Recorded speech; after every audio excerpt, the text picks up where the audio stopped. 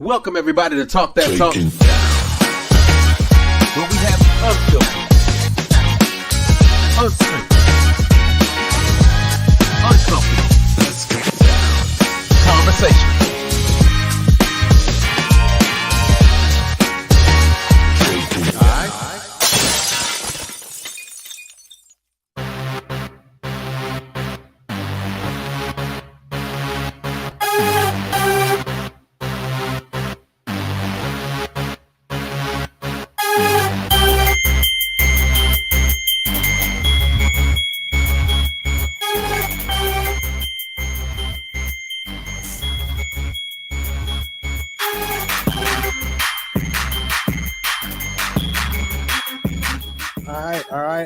All right. Welcome everybody to Talk That Talk, where we have the unfiltered, unscripted, uncomfortable conversation about band, HBCU, band culture, music education, and more. I'm just gonna say that whatever you are messaging right now must be amazing. You ain't even looked up yet. I can't even introduce you because you in the phone. I can't even hear you. Your audio's off. Fix your mic. Nope. All right. Well, while she get herself together, I'm gonna go ahead and introduce Quan. What's up? What's up, man? What's up, bro? Man, You didn't fuss out. you said what? You didn't fuss my out. I didn't fuss out. She was on the phone. I mean, what you want me to do? You got to be ready to go. You know what I'm saying? I will say that the message may be super important, and I will give her that. I mean, come on, at least turn the camera on. Hey, bro. Not being funny. Me and you look like I look like a tangerine. You look like a nectarine with this. But see, here's the reason why. That's what I was going to start. That's why I was going to start with my good news. See, so first of all, this week has been like a really crazy week anyway. But I got my Astro shirt on. You know what I'm saying? So I always got to represent the city. And then the Rockets won twice. You know what I'm saying? They beat the Bucks, and then they turn around and they beat Phoenix. So I'm rocking the H-Town stuff today. So that's what it is. You know, you got your dope joint on, but you rocking FAMU colors. You ain't even from FAMU, ain't go to FAMU, but it's all good though. But my band director did. They don't count. You ain't a rattler by association. That don't happen. It just don't work. Somebody is so because Everybody from FAMU of something. I mean, at some point, somebody has a little bit of FAMU in them. You know, so hey. Yeah, so, got a little snake in him. Pause. All right.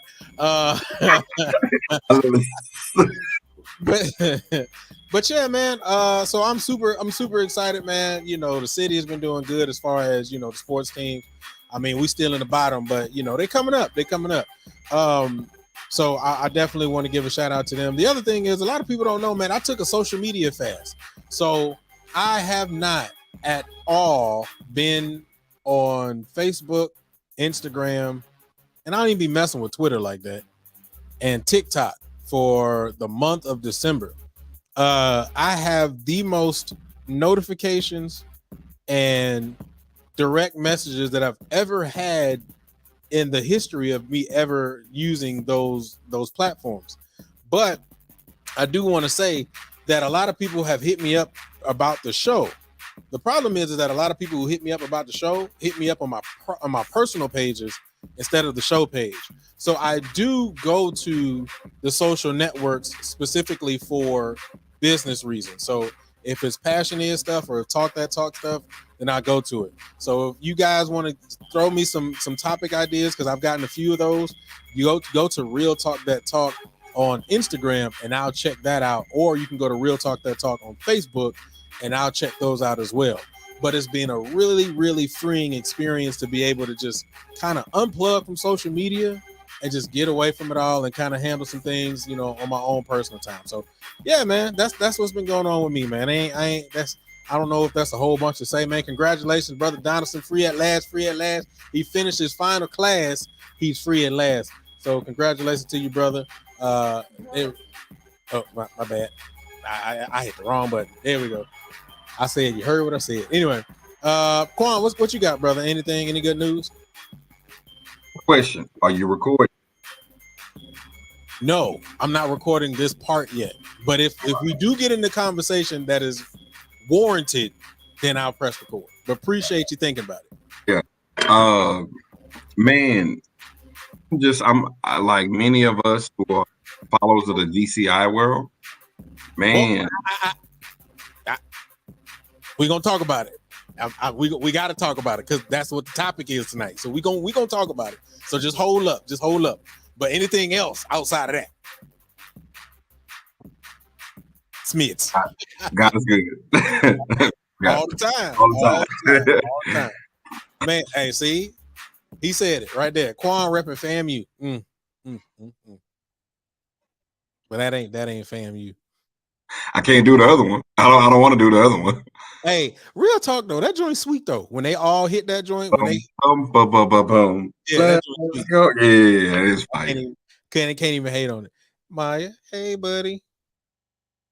Okay, let's see. Hi, is that better? Yay, we got audio. You feeling better? Kind of. Okay, so for anybody who does not know, Maya was not here last week because she was out with whatever it is that she got.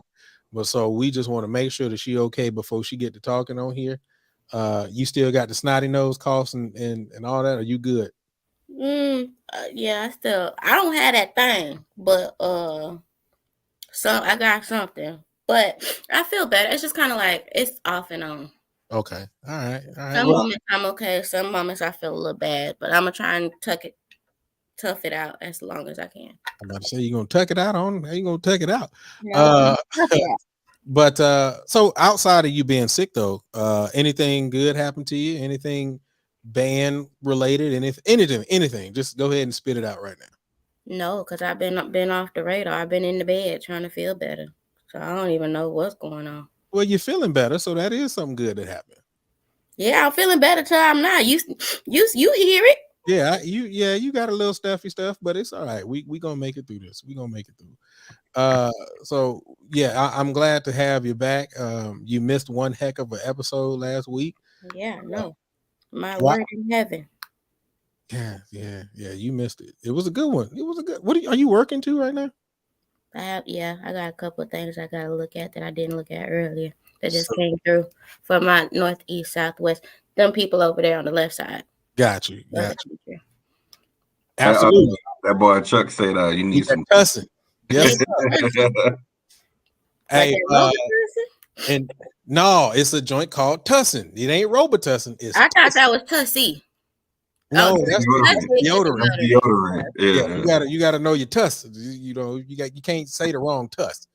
Oh, hey. I know liniment. I know what that is. I don't know. Hey, quick question. Have y'all, I don't know, maybe I'm just that country or we from Louisiana. It was at one point. Did y'all parents ever use Lever 2000 soap? Yes. for you and all your 2000 pots, absolutely. Because there's the crazy thing. That used to make the tub green too. I don't know. Like the residue. What I'm saying is like it's a film. Like, yeah, I don't know. I was just thinking about now we're getting to the age where we the aunties and uncles. Are you sure? Are you sure it was because of Lever 2000? You make it last. Don't play on my top. I'm just saying. Lever 2000, bro. Yeah. That Lever 2000 had all my 2000 parts clean and squeaky, but also that and what was my go-to was what's my go-to the green joint Irish Spring, yes sir. Boy, in college you can tell you ain't smell good. Man, look, I used to come out there smelling Mountain Fresh. I'm telling you. Yeah, but your skin was dry though. Absolutely. You had to put lotion after that thing. That's what that Lubriderm is for. Shoot, I grew up with dry skin problems, so I had to use the Lubriderm. So you hit the Irish Spring, and then you come back and you slather yourself on that Lubriderm. You come out all right, man. I'm telling you. I don't know about no green with no because it's a residue of the water. You hear me? But nah, like that Lever 2000, and then. My mama good soap was the Caress soap, that scented soap. Yeah, that Caress one. Hey, it be soft, man. Like when it be super soft. Boy, my mama used to use it, and my aunt used to use it too. That Caress be hidden. But yeah, that joint was top notch. Oh my gosh, we sitting up here talking about every time we talk about something that what last week was what pizza? No, it was chicken. Ooh, what kind of chicken? Oh Well, yeah, it was because we were talking about chicken in a box and all of that. Yeah, I know like I what said, kind you of missed chicken it. now. Yeah, Oh, you missed it. let me say this too, and I don't care if I get flagged from Dallas people. Rudy's chicken not good. It ain't better than Rudy's, French's. Well, let me tell Rudy's. you Whoa, this: whoa, whoa, Rudy's whoa, whoa! chicken No, ain't no, been hold up. good. Maya, hold up. I want to make sure I make this clear because we've been saying this since we was at Prairie View. The thing about it is, Rudy's chicken is trash.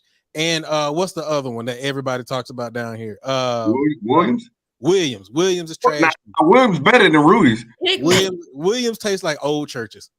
Pygmy, as a Dallas native, okay, Rudy's and Williams ain't been hidden since before I left Dallas. So you have to have it back in the day. You're right. Rudy's is not good anymore.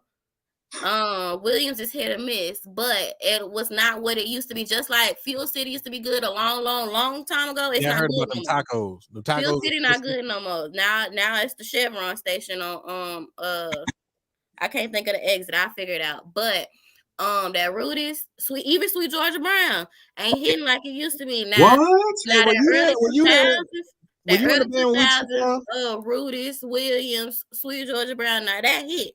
Bro, Sweet Georgia Brown. When we took you out of Sweet Georgia Brown. You said, yeah, I remember, but it still wasn't hitting like it used to. So the story with that goes, me and the wife did not get it because when we walked in there, it was just grease, just a pile of grease in a styrofoam plate. It's a hood spot. What you expect? Hold up, whoa, we ain't there yet because I saw that. So me and the wife, we like, nah, we good, boy. And the kids got on the bus. They was like, man, Luke, man, this joint hit, man. And then about 5-10 minutes later, they was like, yo, man, I got to go drop. I was like, yeah, see, you put all that mess in your body. Now you got them Hershey squirts. That's why. So hey, I don't mess with that while it lasts. Yeah, I'm good. I'm good. And then let's get on Golden Chick for a second. I got a Golden Chick right down the street from my house. When I first got to Dallas, Golden Chick was like, all right, now I'm good. It's trash.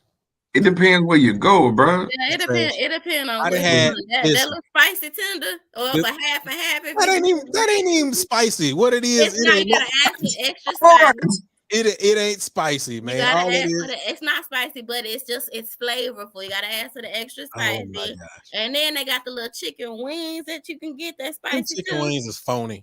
I make better chicken wings than that. All right, okay. Oh, as a matter of fact, before we keep talking about chicken, because we were talking about chicken last week, but before we keep talking about chicken, that was another thing I forgot to say. So in my business pursuits of going on Facebook and handling some business, I saw a little clip of Norfolk getting ready for the joint. It was a little promo at the top. I was like, all right, look at him. So Portia walked in, so that just made me think about it. So shout out to the Legion. They getting ready to go ahead and do their thing. All right, back to chicken. All right, what were you saying? I like it. Okay, never mind. What up, Portia? Chicken, baked chicken, roasted chicken. You see how I gave them a chance and they got quiet. Now all of a sudden, when I say, "Hey, Portia," you have to think. This is a side note.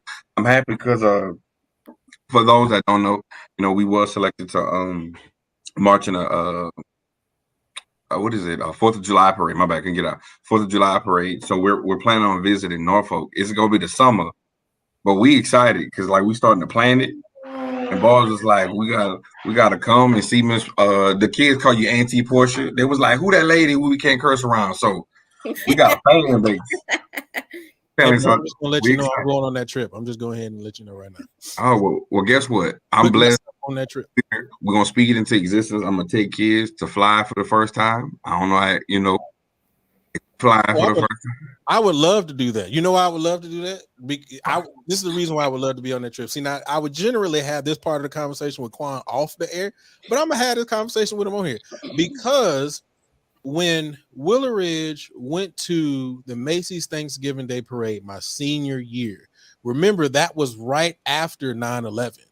So what ended up happening was there were kids who had never flown before, and there were kids who were skeptical about flying because of the tragedy that had happened in 9/11. So I just remember the conversation that Mr. Thornton and the staff and the booster had with us, and it really helped and eased a lot of the parents' minds. So if you got kids who don't want to, a little nervous about flying, I can talk them into it, man. So I got to be on that trip, man. I'm just letting you know. I ain't tripping, man. We about to push a real campaign, so stay tuned for it. I'm excited, man. I like I always say, I get excited when we give kids that opportunity to exposure and different things. We're going to the African American Institute, all of that good stuff, and we excited to we're gonna ransack the DMV whole area, so we excited. I gotta take him. We gotta go to Golden Kitty. I don't know what that is, but I don't think that don't sound nice. I'm just letting you know, man. But what's going on, Portia? But before we get back to Portia, man, that was super dope, man. 100%. I'm always gonna celebrate you and your victories, brother. So Portia, what you got going on, man? We ain't seen you since last week. Practice. School is over for the semester. Thank you, Jesus. One class, one singular, uno class left. I'm tired, but I'm gonna make it. Next week is gonna be my only week. I literally don't want to leave my house. Yeah, I don't have any band practice. I have work, but I don't have no schoolwork. I literally just want to sit. Now I gotta drive to Richmond at some point next week. But that ain't a bad drive though. No. But my parents, God bless their heart, they like to chit chat and talk and come and sit out here and watch movies. And I'm a social person when I want to be, but I need my alone time to recharge. And I haven't really had that this season. So I'm looking forward, like Monday through Wednesday, I'm just sitting in the house, and that's okay for me. There's nothing wrong with that. That is called being an adult. Let's just keep it a buck. That is called being an adult and taking care of your business. At some point, you're going to have to sit that butt down and do nothing. Not even have a TV on. Just be comfortable in the silence. I know what it feels like. So absolutely. Mm-hmm. All right, man. Well, I think we done went around the room. We done talked about a little chicken. So let's go ahead and get to this. French's is the best, by the way. So it is some interesting things that have been going on. I'm sorry, we gotta start from the beginning. I'm all messed up. All right, welcome everybody to Talk That Talk. We have the unfiltered, unscripted, uncomfortable conversation about band, HBCU, band culture, music education, and more. Go ahead and type that like daddy. Tap that like daddy. God dang it. I've been trying to go through it real quick and I'll just be messing up. Tap that like daddy, smash that like daddy, do whatever you want to do to that like daddy. Just go ahead and hit it. Pause. As soon as you come into the door. I also, please make sure you subscribe to the Passionates Network and turn on notifications. This episode will be up on all your podcast networks. Just type in Talk That Talk, except for on Apple Podcasts where you can type in Real Talk That Talk. There we go. All right, man. Yes, I am recording, Malik. I am recording. But the thing is not the recording after that part. It's the recording before that part that ends up being, missed because we have a big conversation. But we were talking about chicken today, so we good. So there has been a lot. Well, there has been something major that has happened. I would definitely say in the marching arts today, music education. It shocked me. Now remember this. I have been off social media, so I was not privy to all the stuff that was happening prior to, and I just so happened to find out about it because today's topic was going to be something completely different. But when I heard about it, I said, I got to switch this up because we got to have a conversation and conversations about this. So if you guys do not know, if you all follow the marching arts, if you have anything or any connection to the marching arts outside of just historically Black colleges and universities, Santa Clara Vanguard, one of the top 5 DCI programs, has folded. Now, if you don't know what folded means, shut down, done, finito. All right, close shop. And it was because of financial reasons. I'm actually going to read this directly from the Vanguard website. That it says it is with grief and sorrow that we must announce the cessation of operations for the Santa Clara Vanguard for the season of 2023. Throughout the past month, a multiplicity of financial stressors have culminated into an unavoidable financial shortfall. This shortfall has been made more insurmountable by lower than expected bingo earnings and the rising cost of summer travel and tour overhead. So this is shocked the marching arts community, DCI community. When I know when Rick called me about it, it was just a huge slap in the face. But it also made me think about some other things, right? Just financial problems as it relates to the marching arts, or just as it relates to music education, because we can't even just stop right there. We also know that Nathan Hamer had his specific situation in 2020. That situation went down. There was someone by the name of Jimmy Wilson who was at Melrose High School in Tennessee.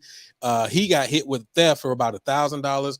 Brock Cobb in Rossview High School in Tennessee, he got hit with theft for about $2,750. James Anderson at Washington High School in Georgia, he was mishandling funds for about $1,000. David Smith at Coleraine High School in Ohio, he didn't submit some funding for about $1,525. And then for those of you guys who do not know, back in 2012, if we all remember the death of Robert Champion, that ended up happening. But within that investigation, they found out that around 2007, $12,000 was mishandled from the FAMU Rattler program. And then obviously, most people don't know, there were some things that had happened back in Norfolk with some mishandling of money. So there have been these situations that have happened in music education, in the marching arts and band. And these are just some of the things that I just wanted to mention, right? There are probably millions in other situations that have happened across the board. So I want to jump out here right now with the first question. So here's the first question. Are people truly unaware of how much financial obligation is required for a band program, whether it be high school or college? I'll say it again, just in case y'all missed that. Are people truly unaware of how much financial obligation is required for a band program, whether it be high school or college? And also, I'm going to tack on there why. You can't just be like, yeah, and then be done. You know what I'm saying? You got to explain your answer. All right. So as I always do, I'll try to start from my right. Quan, you got it first, brother.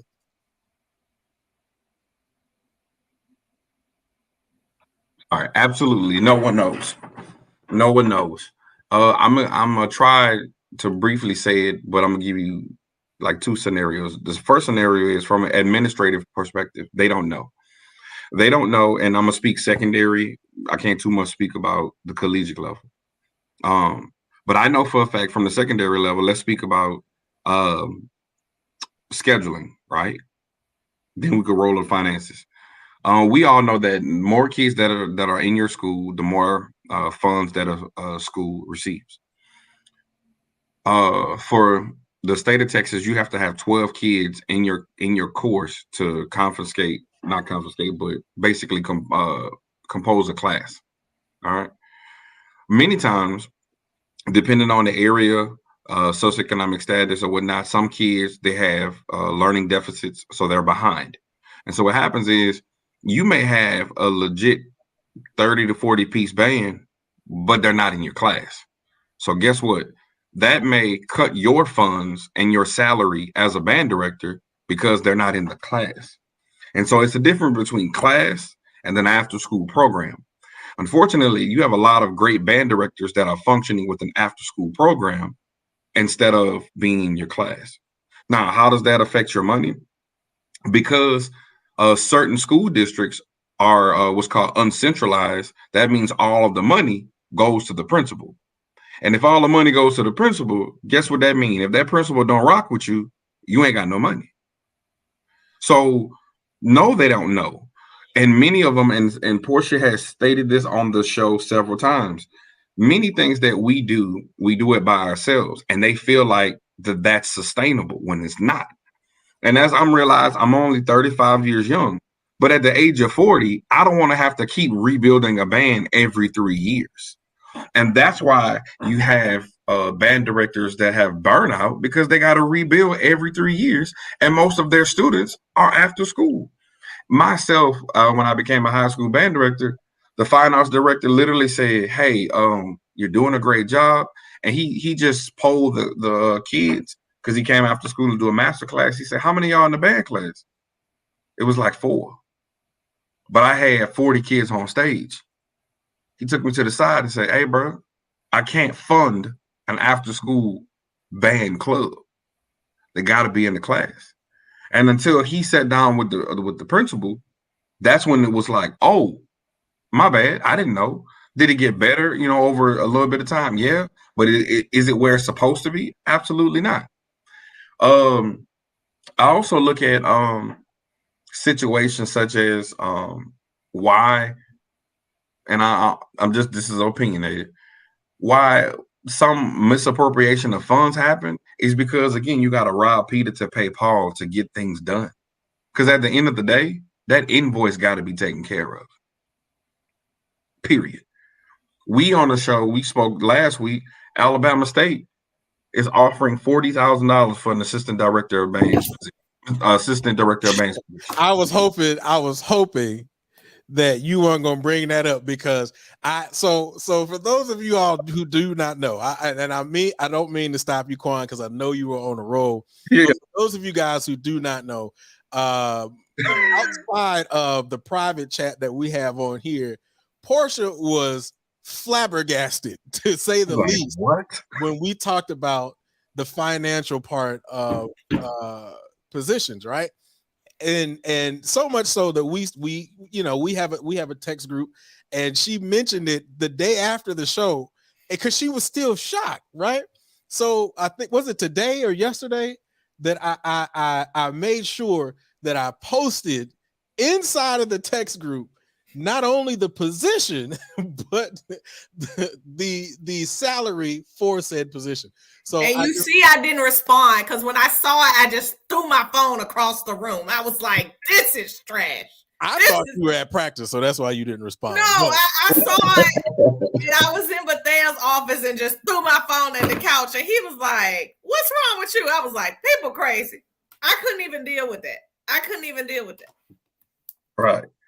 So from that alone, we're and let's be honest, a lot of us are fighting to get to that position, and the unfortunate and egregious aspect, or a mitigated goal from these universities, they want us to fight to get to there, but then literally cut the cost of our living lifestyle to say that we are supporting our own. Isn't it crazy that Black folks, we always want a discount? We never want to pay people their true worth. But when you go to the Gucci store, or to the Louis Vuitton store, or to Nordstrom, or wherever you buy from, you don't ask them for a discount. No, at all. But here's the crazy thing. Not to go back to the Dion situation, but to a degree you have to. With all of the things that are unfolding, everybody that said, well, it wasn't about the money, it wasn't about this, it wasn't about that. My question is, how many HBCU band directors are being shortchanged? And you expect them to stay at that particular institution, and they're not even getting paid? Because the reality is that this is a pimping situation.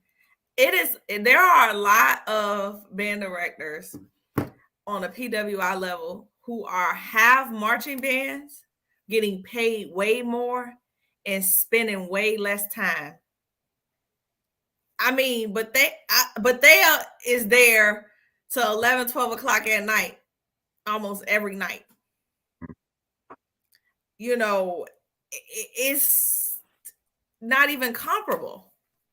And guess what? So of course, the chatter with Dion has died down some to a degree, but I really realize with all the education that we have on this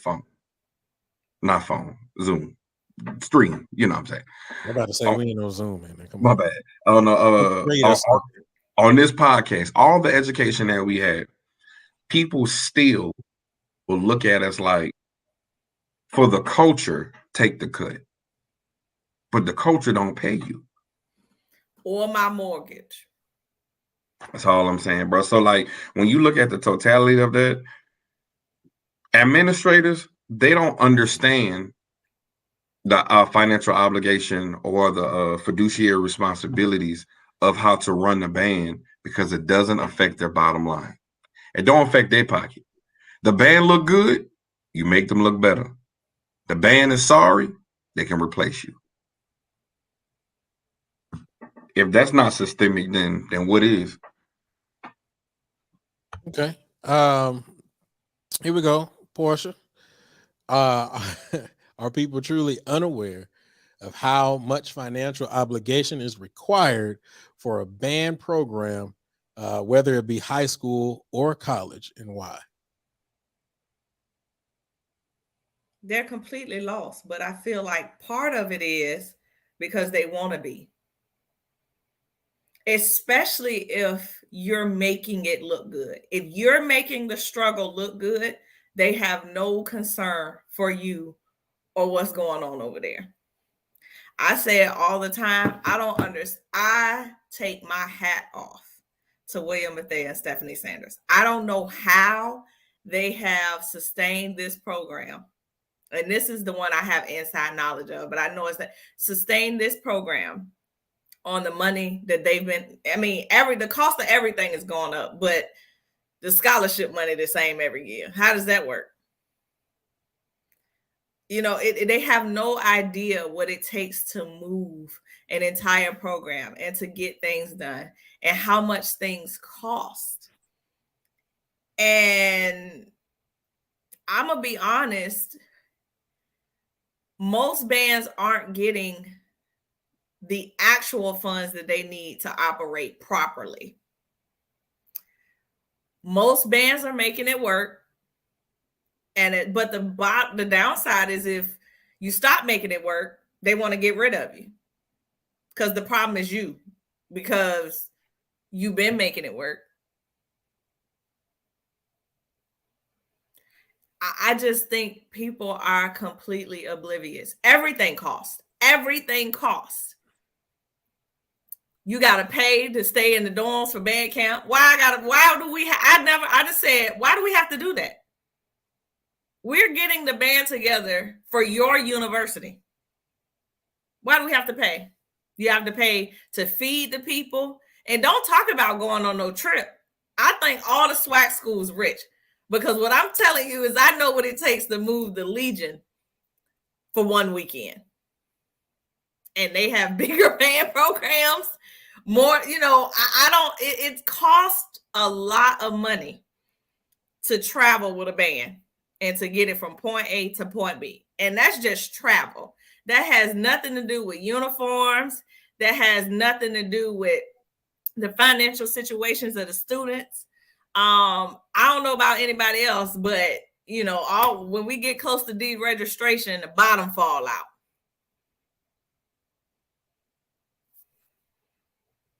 Kid, it's a hot mess. And I have no idea, like I said, how they sustain the program as long as they have on what we're getting. And I feel like that about a lot of programs, making it work, holding it together with gum, shoestring, and tape. No, they have no idea. It is very expensive. And all they see is, oh, they're so good. But they don't see the internal struggle. I'm in those internal struggles. Like, do we do this or do we do that? It is real conversations about weighing the pros and cons of decisions.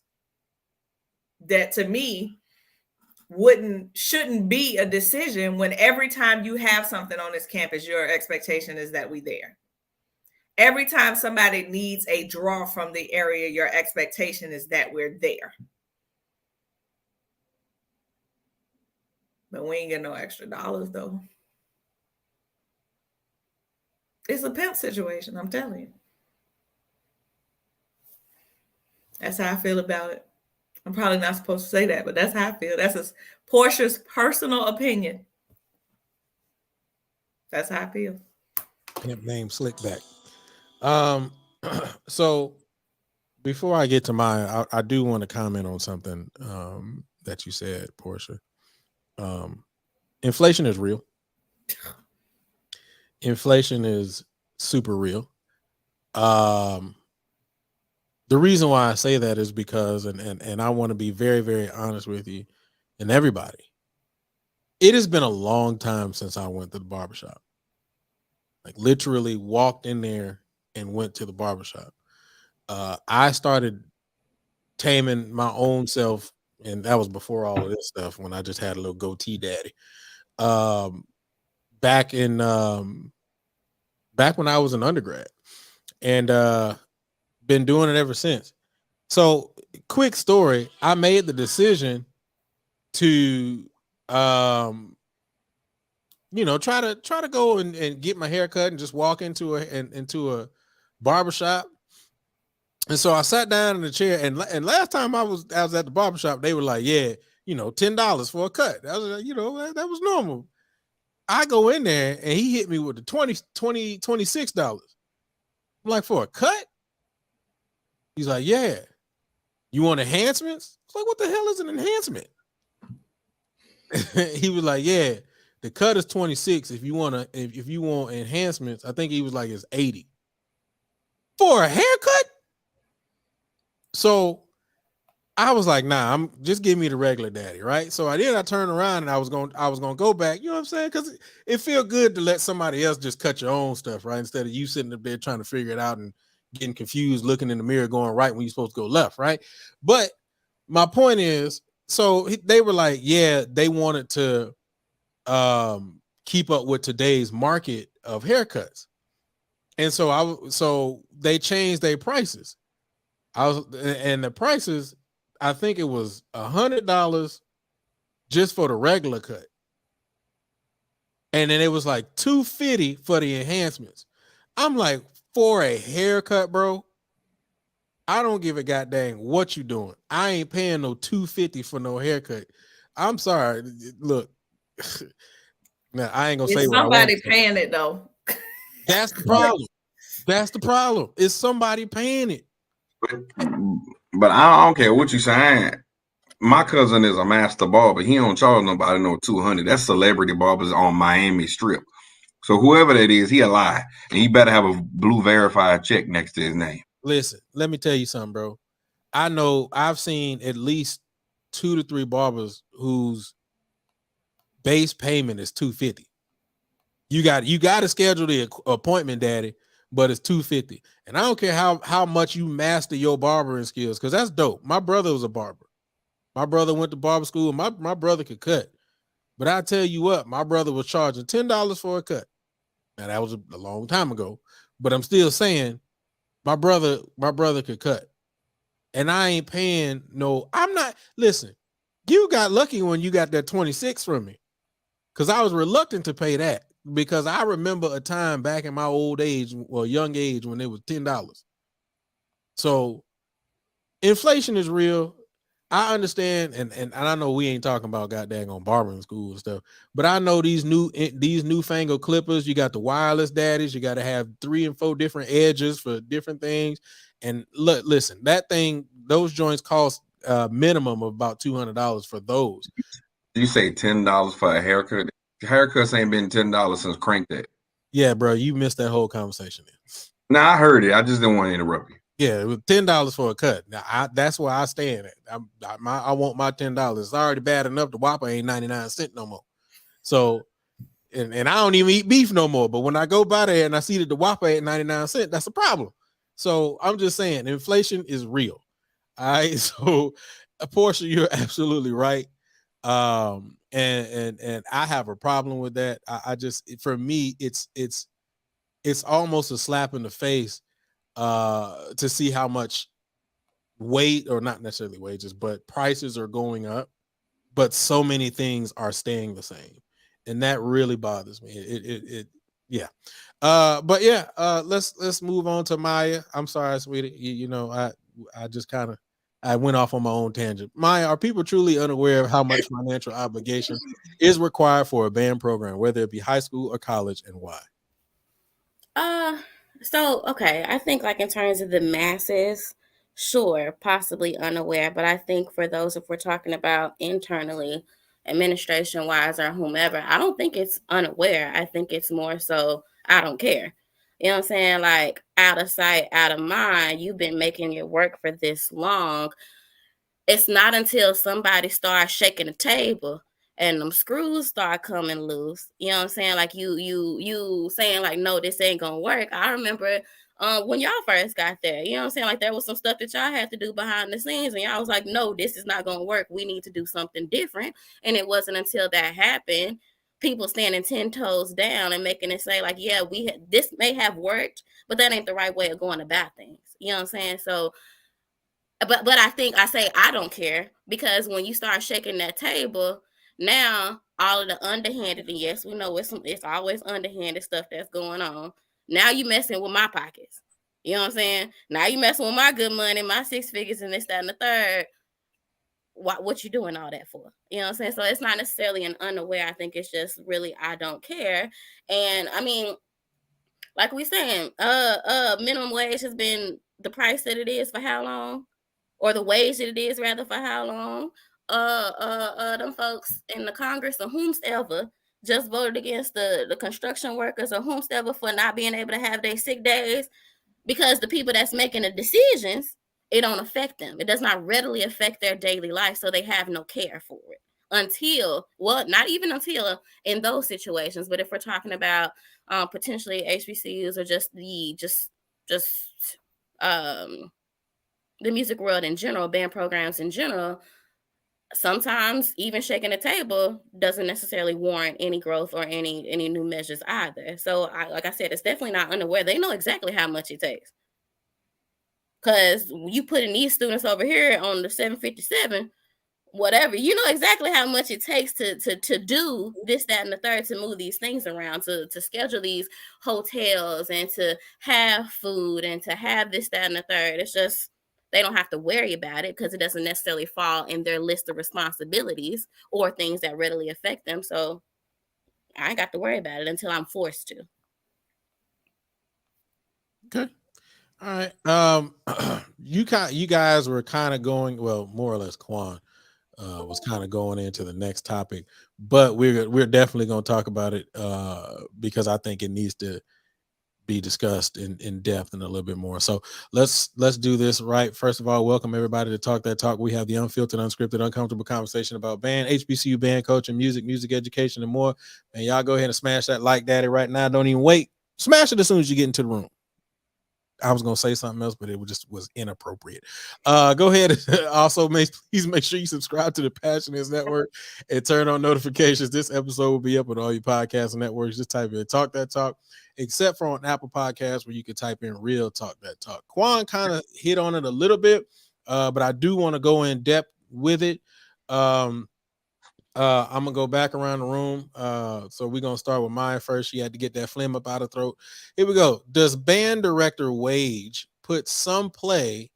Dang it! How did I write this? Good Lord! Does band director wage play a part in some of the mismanagement funds? There we go. Let me erase that. Boom. Does band director wage play a part in some of the mismanagement of funds? Go ahead, Maya. I guess, I mean, of course, I want to say, what do you mean by that? Are you saying like when things are done under the table, is it because this person may not be getting paid what they're worth, so they're trying to find alternate ways to be able to recoup whatever? Yeah, you hit it. Oh, that's tough. Well, shit. I mean, sorry. Unfortunately, I see how one hand feeds into the other, right? I won't give a definite yes, but I mean, when your back is against the wall, and it's been worked 15 times before. I can see how possibly that would happen. Now, I hate that we have to be in this predicament, or some folks may find themselves in this predicament. And I'm sure that there's a lot of other characteristics that come into it. But I say yes and no. Okay. So I think part of it is just greed, or just, just because I probably won't get in trouble. Why not just push the issue and do what I want to do anyways, have my cake and eat it too. But I think for some, it could potentially grow into the masses of, yeah, I have to do this to feed my family or whatever. Like if a young lady or a young man or whomever goes into the grocery store, has to do what they got to do to feed their 15 kids at home or whatever. I'm not saying it is right. I'm just saying I can understand how this hand feeds into the other. But I ain't no criminal, so I don't know. I ain't want to gossip, so you ain't heard it from me. You ain't heard it from me, but I can understand how them folks over there might get to that point. Got you. All right, Portia, does band director wage play a part in some of the mismanagement of funds? If they make it $40,000, yes. Okay. Oh my God. So I think it's multiple things. Mismanagement, as in robbing Peter to pay Paul, I can see it. I don't know how you pour into a program from an empty cup. I don't know how you do that. Now, on the flip side, to the ones that was taking it and putting it in their own pocket, I don't know, dog. But then I'm stuck because the $40,000 threw me off. I don't know, because maybe your rent was due. I don't know, because I don't know where you living for 40 G's. I don't know what happens in Alabama.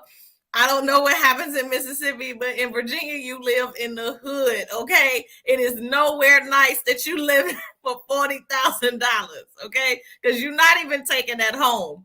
What you bring at home, you living in the hood. So maybe you needed that money. I don't know. I'm not trying to justify stealing. I'm not. But if they was getting paid $40,000, it's a whole struggle out here. $40,000 before taxes. That's what I'm saying. That ain't no, man. By the time the taxes, if you single, by the time they take them taxes out here in Virginia, you probably seeing 25. Yeah, maybe 25. Where you living at? I'm sorry, I'm struggling. I'm eating ramen, but I'm the director of bands or an assistant. I don't know. I'm not the person to ask this because I still ain't got over these numbers. I don't know who does that amount of work for that kind of money. I will say this. I do know. Well, let me say it this way. When I started teaching in the state of Texas, my first year teaching was $40,000. Matter of fact, $42,500. Coming in as a university director and seeing that, knowing that you were making either equal or more at a high school level. You see what I'm saying? That's nuts. That is nuts. And to me, you want them to have some form of experience, right? I have experience and I'm making 40,000. Stop playing in my face, yo. See, this is why I left public service. I worked in public service for 5+ years. And I figured I was overworked and underpaid, and this wasn't the life for me. Justin, shut up. I'm not saying it's anything wrong with $40,000. What I'm saying to you is being on the inside of this band world, that is a lot of work. If you gonna make $40,000, what I'm saying is do less. For that kind of work, the math ain't mathing to be a band director. I can only speak to the band directors that I've seen in my life. That's a lot of work for $40,000. I couldn't imagine being somewhere working all day, teaching some classes, and then being at band practice to whatever time at night, and I'm getting $40,000. That's a slap in the face. That's a slap in the face. And Brother Moore said it. And I know people personally too, who were either Uber drivers or door dashing. When are they Ubering? We don't leave during band season. Most nights we leave that building between 10 and 11 o'clock at night. What I'm saying is, when are you going to do that? You know, people order food late, right?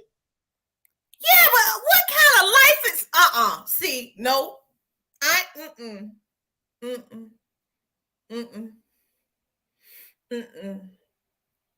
So, oh yeah, you said you couldn't answer because you were still caught up in the 40,000. Because I was about to go back to the question. So, do you think it has an effect on some of that? But if you can't answer right now because you're still on the 40,000, then yeah. I see. I mean, robbing Peter to pay Paul to make the band move. It can get crazy sometimes. I don't even know how you keep up with all the bills that you got. You know, instruments break. You got to get the instruments repaired. You got to get the uniforms clean. That cleaner bill, for the Legion is astronomical. I mean, when you think of all the costs, like I don't know, when I was in the band, I guess I wasn't really paying attention to that. But being on this side, I'm like, golly, every time we spend some money, it's $20,000. How? I mean, and so I couldn't imagine having to be at the helm of this. I couldn't imagine, like, how do you pick what goes where? Like, and then you thought you had a handle on it, and tomorrow some kind of disaster happens and you have to account for that too. I couldn't do it. I don't know how they do it. I that's the craziest thing. But I used to think, like, people who steal from band programs, something wrong with them. You should never steal. If you making $40,000, you should probably take you a little something out the door with you. No, I'm joking. I don't condone. Look at here. Look at here. One thing I've always learned, within a joke, there's always a little truth to it. Exactly. Because what TT say? I need that money. Okay? I need that money. And listen, let me explain something to you. That's one of the reasons I left public service. I was working 2 jobs. I was barely sleeping. It was a hot mess, and I never want that life again. What I'm saying is, for all of that work that band directors do, even assistants.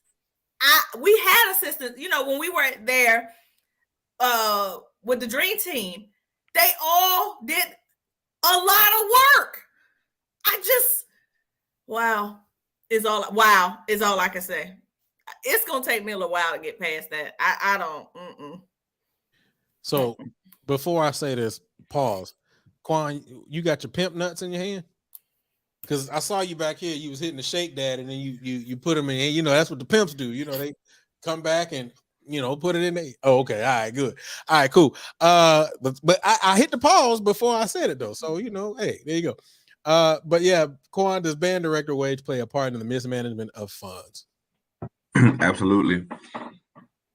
Because if you was getting a comparable salary, you wouldn't have to steal. Like we're talking. Like let's call a spade and a trump a trump. If you have a 4-person team, right? The only person that's getting paid is the head. So that means your people starving too. So as a man, as a woman, if you're the director of bands, how's that cool? So you telling me if I'm the head band director and Luke is the assistant, and if it's $40,000, but yet and still I'm making $100K, hypothetically speaking, that's on a good day, right? If I'm making $100K, you telling me I ain't gonna slide in 10? If you're a real one, you would. But one thing about Black folks, we have to be honest with ourselves. We know how to survive, and that's unfortunate that you're at the upper echelon of academia for black people and people of color, and you still got to real talk have a hood mentality, because that's legitimately what it is. At the end of the day, bro, I remember Prop Jones, you know, my percussion instructor, always said, money, if it's between you and my job, it's always gonna be you. and really talk. If it's between my survival and doing that, whatever, it's gonna be whatever for my family. Now, and I'm not talking about the ones who were stealing to show off or anything like that. But I'm speaking about the ones who was like the ones that come out of their own pocket to feed kids in the band because we know that they broke. Like, we're not even thinking about them. We're not even thinking about the band director that's driving from one area to the next, and he's trying to get that experience, but you're not paying him. Are the ones that write the music, you know what I'm saying? And he's so passionate about his craft that they pimp him. Like, I look at some of this, bro, like the dope game. Oh, I'm a reel you in just a little bit, and I'm gonna get you hooked to make you think you're a part of the staff, but you really volunteering your hours and your time from your family that you can't get back. If you start multiplying hourly times hours, and when it don't align up, and you look back, and now your kids kind of grown, and your kids got an attitude because you got to spend time with your family eating at the band hall, but then it don't align up with your lifestyle, and you got to still try to figure out, man, how I'm going to pay this car note, and now I got more miles on my car because I done drove from here and there, dropping kids off, so forth and so on. Is it really worth it? I know some great high school band directors that I was like, man, you're not going to go to the collegiate level? He's like, nah, they don't pay enough. And so then on the flip side, watch this. Then they're stuck into some schools that admin don't support them schedule-wise. So you really can't teach how you want to teach, but you get paid what you want to teach. So then emotionally and mentally, you still not fulfilling your purpose. So it's like 6 in one hand, half a dozen in the other. That's all I'm saying, bro. That do play a part. If you was paying the whole staff like they're supposed to, people wouldn't be tripping. Because this is how I look at it. The average cost of Prairie View right now, and I'm using this because I know the numbers. The average cost of Prairie View per year is $24,000. You take $24,000 and you multiply that times 250. That's what the university get. Over 4 years. Every 4 years. If this was big bank take little bank, who win it? That's all I'm saying. I know, like, I can speak for Norfolk State, and it's probably same thing for Prairie View. The band is the largest organization on campus. We're bringing single-handedly the most students here as an organization. Now, you have departments and all of that, which makes sense. Mm-hmm. But as far as students, name a big organization. Can't. But watch this, though. But them coaches be getting paid $1.2 million, $300,000. You dig what I'm saying? You ain't inviting them to go stand there and do nothing for nobody that come to the university. That's all I'm saying. Like we was hyped up about Dion and whatnot, but the coach for Southern that left Prairie View, he getting paid 1.5 if I'm correct. I'm just saying, bro. And compare, because it's public knowledge. Yeah. The director of bands at Norfolk State and a football coach at Norfolk State salaries, they're not comparable. But it's what's. And I'm sure if we did it at most HBCUs, it's the same thing. And then think about it like this, y'all. Think about the dance teacher, the dance instructor. She's there just as much. The flag or twirling sponsor. Think about that. I'm gonna tell you right now, I spend what I make on the Silkettes. Yeah. And so, I mean, like, when you really sit down and think about it, we are shortchanging ourselves because they use passion as a scapegoat. I remember I had one of my alpha mentors. He's a millionaire. We're talking self-made millionaire. Come on. And he told me, he said, that's the problem with us black folks. I said, what you mean? He says, it's really like a red pill or blue pill. I said, bro, what you talking about? He says, do you want to change the world or do you want to change your pockets? It can't be in between. He said, people think you be selfish, but you can't do both. Most people, educators, we have a love for kids. We're trying to invest into the next generation. But most of our families suffer because of that. Your pockets suffer because of that. It has to be a happy medium. And again, like I say, I'm not gonna lie, where I'm at now, I'm blessed. But there's a whole bunch of other people who are not in the same predicament and situation with me. That's all I'm saying. So, thought here. Portia said she ain't taking no 40. I'm pretty sure Maya, and she ain't taking no. Maya, you taking 40 for a university position? Band director position? Band director position? No. Quan, you taking 40 for a university band director? No, bro. No. So I think the problem that we face is somebody will. And that's where the problem is. Because what's wrong with you ninjas? Because he took it. I'm sorry, something wrong with him. Hey, the problem ain't with me. It's kind of slave way. No. Here's the crazy thing.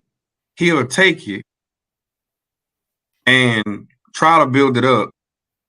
But then if he gets the opportunity to leave, you're still mad at him, though. Right? Same thing that we talking about, like with Dion, right? But on the flip side, they'll take it, but you're not trying to pay for just say if they have a master's, right? You're not trying to pay them for their doctoral degree. You're not trying to work with them. So I'll take that back. If you told me 40, you're gonna pay for all my doctoral aspect. And once I get this doctoral degree, I'm guaranteed 6 figures at this point. If we could have that in writing, that's different. Because I'll suffer for those 2 or 3 years because look at the debt that I would have incurred if I, you know what I'm saying, pay for this doctoral degree. That's different. But most people, they're going to shortchange you. Because look at the type of debt that we're incurring just to say that we make 6 figures consistently. You're going to get in about $200,000 worth of debt just to make $100,000. You're still not caught up. So, I mean, like, it's only our schools, bro. When you look at schools, these larger schools, these schools of music, when they got a music professor, they got a music professor. You don't see the band director teaching music classes. He's the band director, and he's still getting paid 6 figures. He's making 6 figures. The music theory teacher making 6 figures. The piano teacher plays for recitals, making 6 figures. We're the only ones that do it to ourselves, bro. And it's only in the music department for the most part. Athletic department, new facility, coach making his bank, whatever the case may be. They got more gear. They got more gear. They going to every game. And I don't even know. I can't speak for no other team, but baby, ain't even winning. People coming to the games to see us, and we struggling. But let me say this to answer Brother Moore's question. They require to have a doctorate degree. But let me say this, and I'm gonna just put it out there. I don't knock nobody that goes, to online, to get your doctoral degree. Not knocking none of that. But I just want people to know that if you're interested into going to get like a DME, a doctoral in music education, there's certain like requirements that at the table people want you to sit at.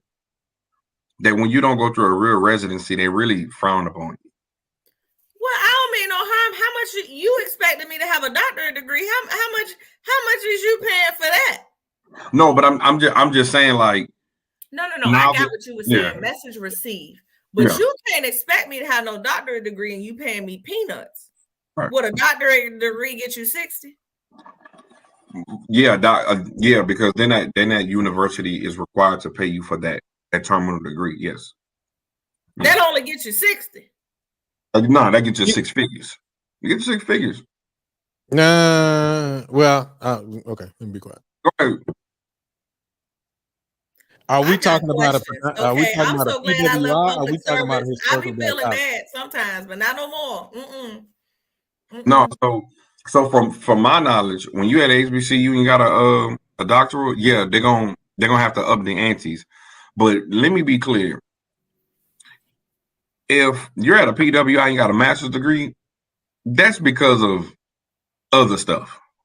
Yeah, you probably ain't gonna be at a PWI with a master's degree. Right. It's very rare that you might be at a PWI with a master's degree. Baby, this stressing me out. I think I know somebody got to teach the kids, but it's a whole lot more money over here in this private sector. Come on in the room. And you work less. And you can do it online.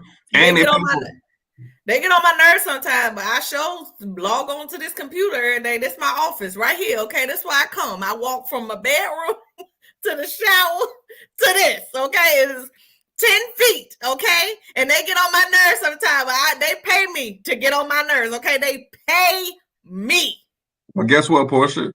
They also have great insurance. They also will set you up for retirement. Oh, and I get a bonus and a raise every year. Amen. You feel me? I'm just saying. Oh, going back to what I was saying, one of the things that I tend to lean to, and I think that I don't know if well, maybe it does. It probably shoots us in the foot. This thing called loyalty, right? We're so loyal to our historically black colleges and universities. We're so loyal to our alma maters that we'll take 40,000 just to say, I am the assistant band director at blah blah blah blah HBCU, or I came back. But does that hurt or does that help? Not drinks on me next time. Yes. I got you in Cali. Yeah, I've been saving up money because I know what I'm gonna do out there. Ooh, child. We don't need to know about your escapades. You already put a little too much. You see, look. You see. Not like that. I mean, as far as if I'm a travel, I'm a travel. Oh yeah, we know. We know. You know. You in Houston. We didn't see you. We know how you go. I'm a go. You know. But yeah, so does it hurt or does it help? Hurt. I think it hurts. It absolutely hurts because you're not making that the new norm, right? So like we're so caught up on being loyal or just taking the opportunity or I need to build up this, that, and the third that we're disloyal to ourselves. You know what I'm saying? Like until we start putting our things on the table, until we get enough, until we get sick enough and start putting our things on the table like we should be and saying like, no, this is my bottom. These are all the things that come with it. You want me. You know what I'm saying? Like this is a two-way agreement.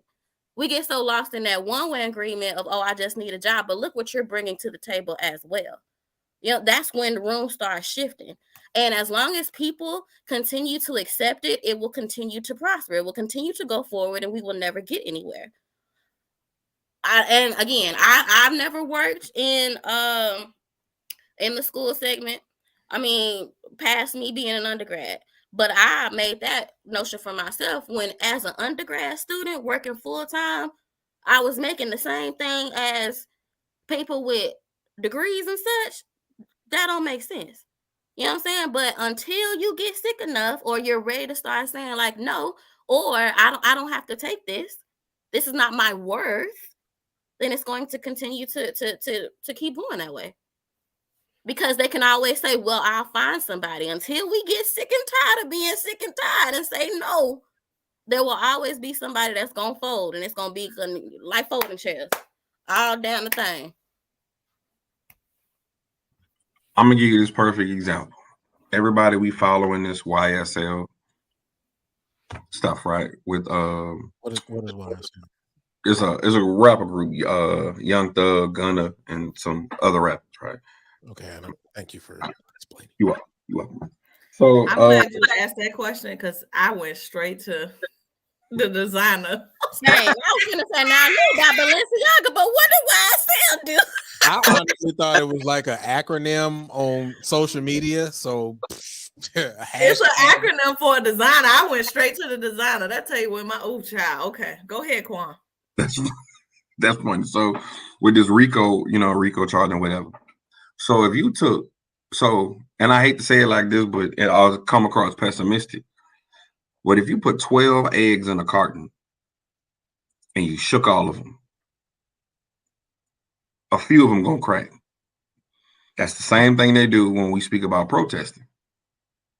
We could, like, I see Chuck, that would be ideal, bro, if all of the band directors be like, nah, we're not playing in no games. And we're not gonna play in no games until you fix our facilities, until you build us a music department. Guess what? It's gonna be one band director. Because what's they gonna do? They're gonna go to that assistant that make 40, and they be like, say, bro, we'll knock you up to 70, but we're gonna let them go. And you can bring your own team. And ego gonna sit in. And then that's what they're gonna say. I'll take it. And they gonna sustain that program. And then the kids gonna look at it like, well, we came here to be in the band. It's like we missed the forest for the tree. So my whole thing, that would be ideal to protest and not do that. But like we said before, somebody gonna take that job. That's where we fall short. I was standing behind. I retweeted and reshared what the Storm was doing. When it was like they was doing their little protest thing. But I don't know what was the result of that. But I know at the end of the day, those kids need better facilities. It makes no sense that they've grown to the point where they have to meet in a recital hall. Build them a building, bro. We're going on engineering building number 4 or 5. Come on, man. We do it to ourselves. But some presidents don't care because it doesn't affect their bottom dollar. Not realizing that's more money. And the presidents that do care, I mean, you see the result. Look at Langston. It did not take Langston long to get their numbers to where they got them. We could say what we want. Look at Talladega. When they blew up, it did not take them long. And Stillman was in that right direction as well. Just saying. And this is just a thought, and I don't know it to be true or false. So, just kind of give me your thought on this. Do you think that directors are going into these interviews who have the capability of making more than $40,000? Higher in 5 figures, maybe 6 figures, are advocating for whatever assistance that they want to bring in. So obviously, because think about it, most of the time, I ain't gonna say most of the time, but a lot of times you have the opportunity to bring in your own staff, and if that, or at least somebody, for your staff, and if that's the case, do you think that these people who are going in and interviewing for these positions are advocating for a higher wages for the rest of the staff?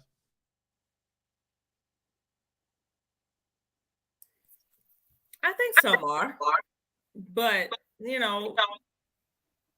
they kind of feel like if you want your people here, you better make them accept what we're willing to give them. They might give some, but the HBCU way is make it work. It just is what it is. I think some of them are, but I just don't feel like it should have to be like this. If this is a beacon for your school, it is a selling point for your university, why not pay what it takes to either continue what you're seeing or to foster the growth you want to see? We need a new football coach. We're going to offer him everything but the kitchen sink. We need a new basketball coach. We're going to offer him the whole world. Our basketball team keeps winning. Let's extend his contract. Let's give him more money. Let's give him more resources. These band programs, represent your school, whether you winning, losing. Nobody has ever seen your football team. These bands are going out and representing at these showcases, at these other things. There are some people that have no idea what Norfolk State's football team, basketball team, anything has ever done, but they've seen the Spartan Legion. The football team not going to Pasadena. We are. That any enrollment boost, any opportunities that come out of that for the university, there are people who are going to just off the strength of that go Google Norfolk State. What's this school about? But our pocket's not changing.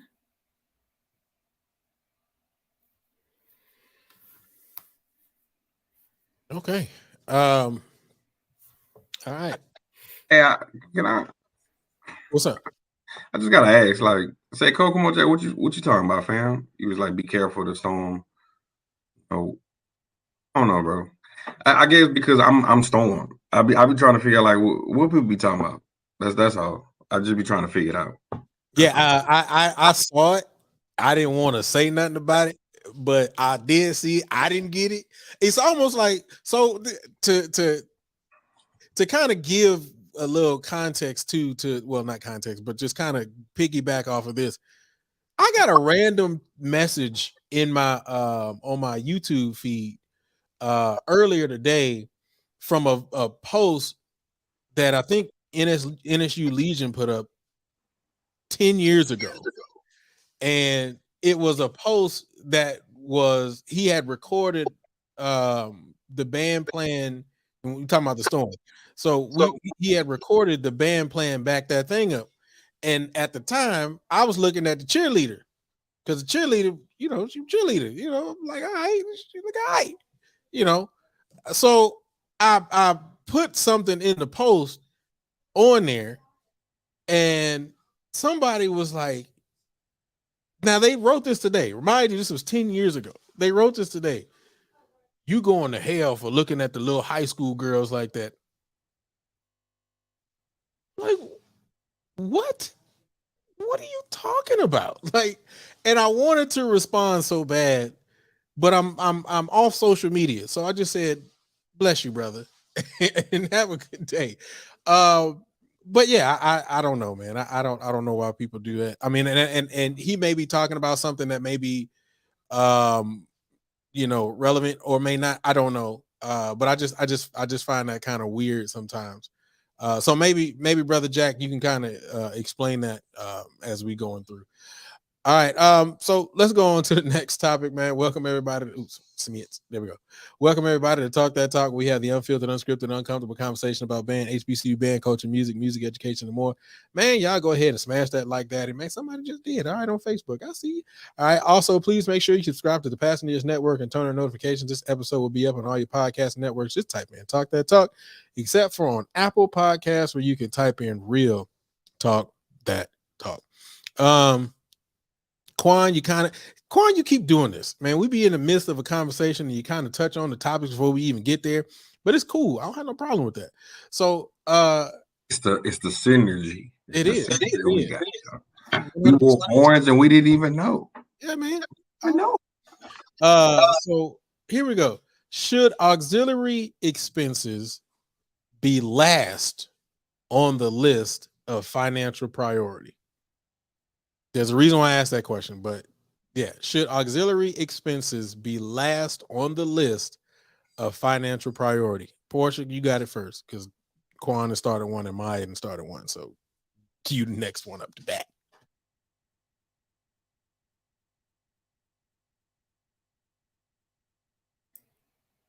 Excuse me?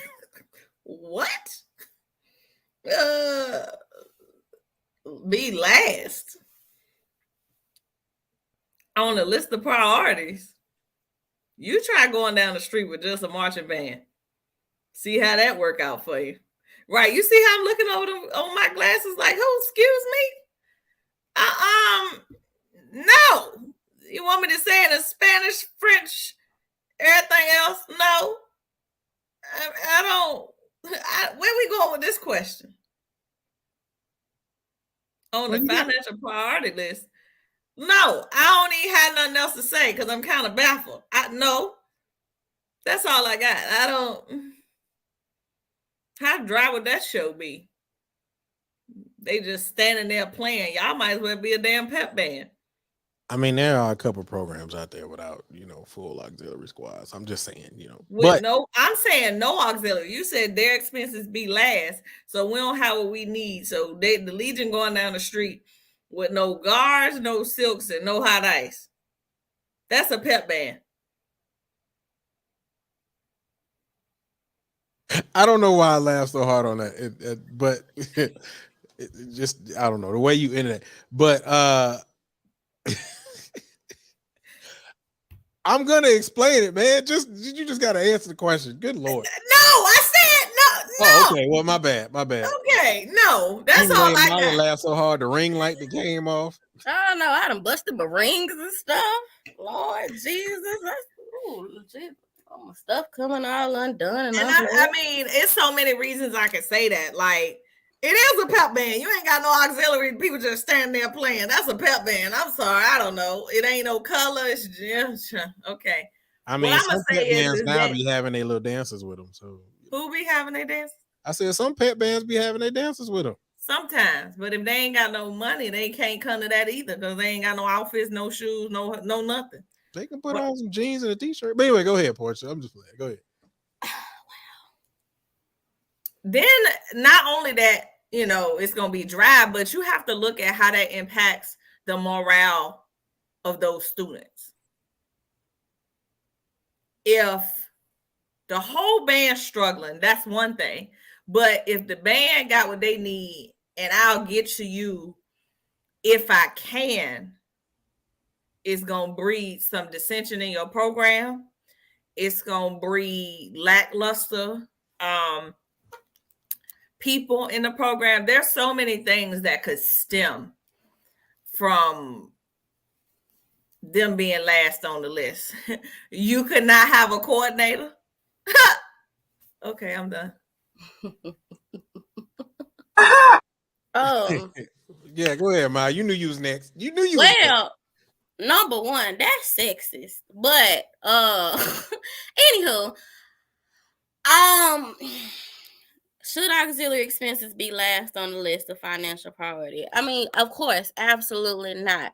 However, I will say this: it shouldn't be, but, and I can only speak from personal experience and my bandwidth, it's like that. Auxiliary expenses tend to be or have been the last on the financial priority list for the longest. If we're talking about scholarships, it took ruffling feathers and this, that, and the third for auxiliary members to be included in the scholarships. If we're talking about uniforms, this, that, and the third, speaking from personal experience, those are out-of-pocket expenses that far exceed what the band members and whatnot are actually paying. So, I mean, no, it should not be like that, but it tends to be like that. And again, I don't know everything for everybody's school. I can only speak from personal experience. But, yeah. Okay. I don't know where he went. Who? Oh, he's putting some more snacks in his mouth. Pause. Quan. I'll be trying, man. Quan, should auxiliary expenses be last on the list of financial priorities? Hell no. Hell no. I'm gonna be with the masses on this one before y'all be writing me up. No. But they should never be the last on the list because they're a part of the band. And and I'm speaking as a band director, if we treat them like that, then we're perpetuating that they don't matter when everybody in the band matters, and that their portion of the drill, field show, even stands brings an additive to the program overall. You know what I'm saying? So no, absolutely not. But we need to be cognizant of the expenses for everybody. Like let's be real now. I mean, and I'm just being honest, we may not can afford 3 or 4 outfits, but we got a hot 2, you know. But at the same token as well, when it comes to band uniforms, you can't afford old gold if that's what you're trying to get on your uniform or something like that. Yeah. But it's just those type of things that you have to be cognizant, and you have to be, as a director of bands, you got to know how to pay them bills properly.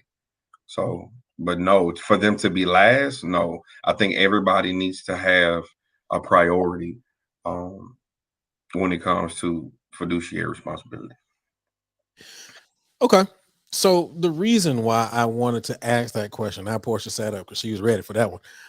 No, the reason why I asked that question is because it ties back to the original first question, but we're asking it in an auxiliary way. As a band director, I am well aware of the expenses of an auxiliary.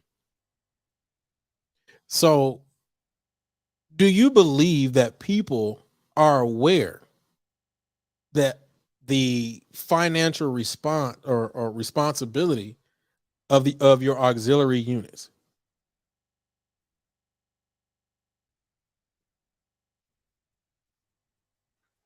Hell no, if they don't understand, see what I realize about admin, they only see the finished product.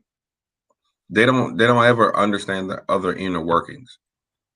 Like we stated, getting uniforms washed, fixing instruments, feeding the kids. I know some programs from a secondary level, they pay tutors, like the local junior colleges out here, to come and tutor the kids. That costs. Let's not speak about replacing instruments. Let's not speak about students that truly just can't afford it, that you have to sponsor some of those kids. They don't understand all that. And they don't, because why? It does not affect the bottom dollar for them. So, and let me go through these things, and Portia and Maya, if I miss one, let me know. Jazz shoes. Now I know some of these are things that you may make the students come out personally. For me personally, I think that some of them should be through the band budget, but not everybody does it that way. But jazz shoes. Now, if you have the nice little sneaker daddy jazz shoes, you might want to get both pair, or you can get both of them plus the heel daddy, right? Your stockings. If you're talking about auxiliary, silk, an abundance of silk. If you want to try to, first of all, you want to make sure you want to think about your practice silk plus your performance silk. We ain't talk about that. Uniforms.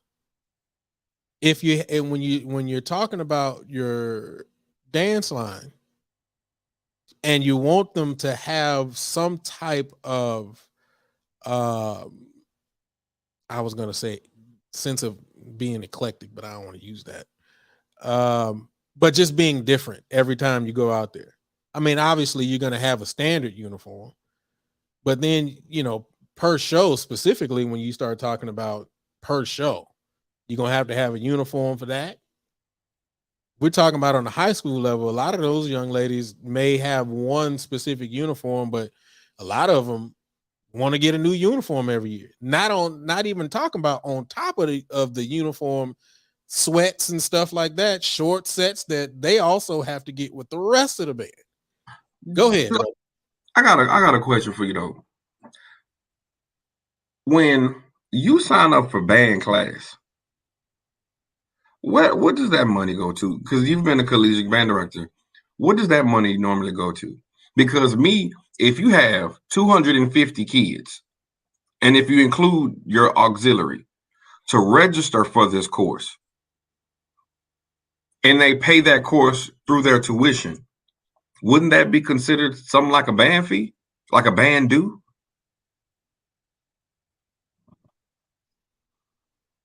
That's tuition and fees. They keep it. Wow. Okay. Yeah, that's what I was gonna say. Okay. Because that would make sense. Because I know because I know when I was at PV, they was like, "Hey y'all, everybody that's in here, make sure you register for band class, like the course, for this specific time." And I thought, this is me personally, I don't know, because I wasn't behind in the workings. I thought that was like a kickback for every person that's registered for the class. They get that money back on the back end. I wish it was like that. Then in all actuality, so if the professor's name, so they mean that money go to the professor? No. Okay. So, and so you adding a whole nother piece into this, but we can circle back around in a second. So, but just going back to the auxiliary part of it, I think people are massively unaware of how much it costs to be able to function or outfit an auxiliary unit. So when we start talking about the financial piece about it, this financial piece, and this is why I asked, because Maya, you're absolutely right. There are some people, some directors who really put them last on the list. If it ain't last, it's second to last. So, oh, go ahead, Maya. Oh no, go ahead. No, you got it. Oh, I was just gonna agree with you, but I mean, I remember my first never mind, I ain't gonna say that. Never mind. Never mind.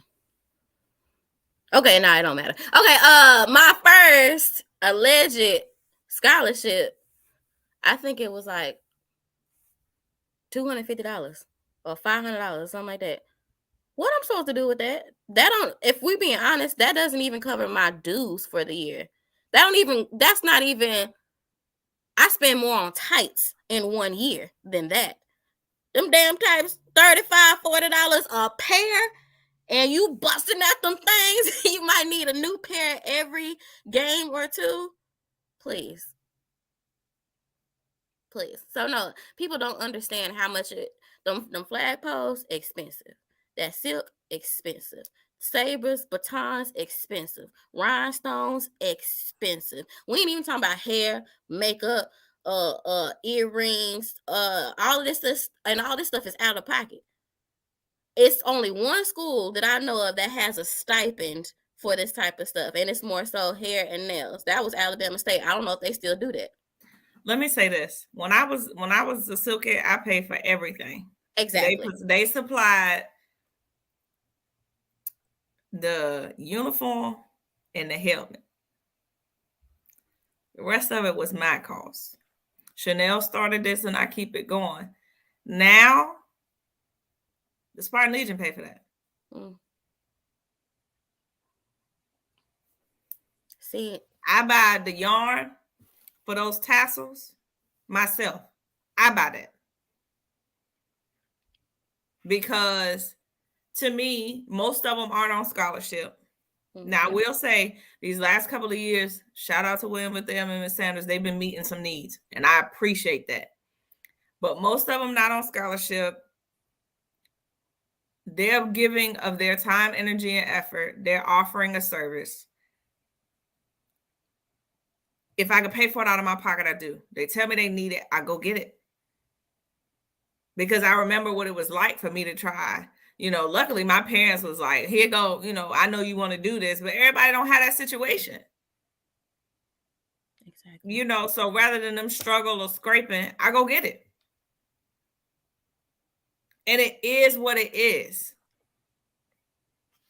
See, and now you tackling on the coordinator, the director, and what have you. Meanwhile, probably not even on the payroll or it's a stipend in and of itself. It's not like they're getting paid a salary to do this stuff. And it's definitely a stipend. And if I told y'all what it was, y'all would probably look at me how I looked at that $40,000. Exactly.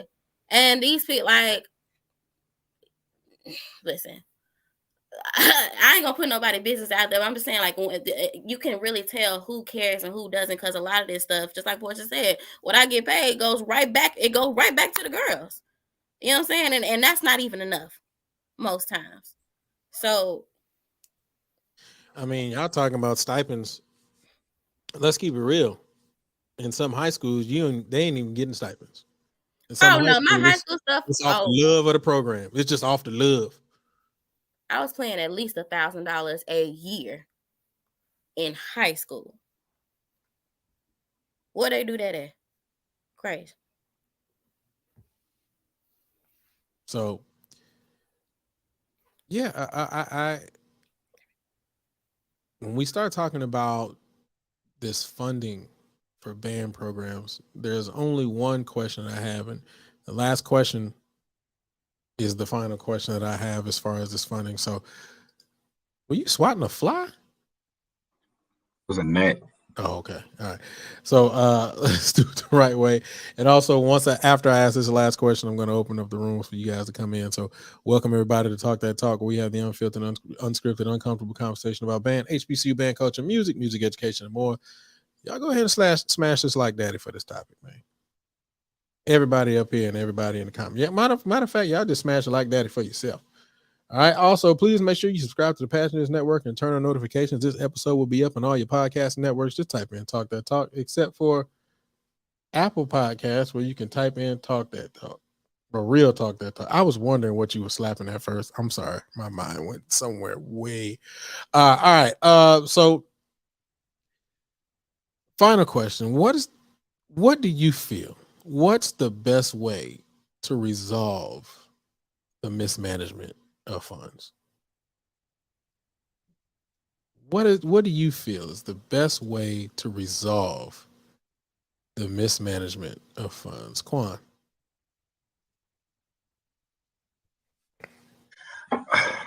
Hey, people, bro. Invest in the people. Like that's the thing, bro. It's like no one toils the soil without an expected harvest. So as musicians and music educators, why do we have to do the same thing?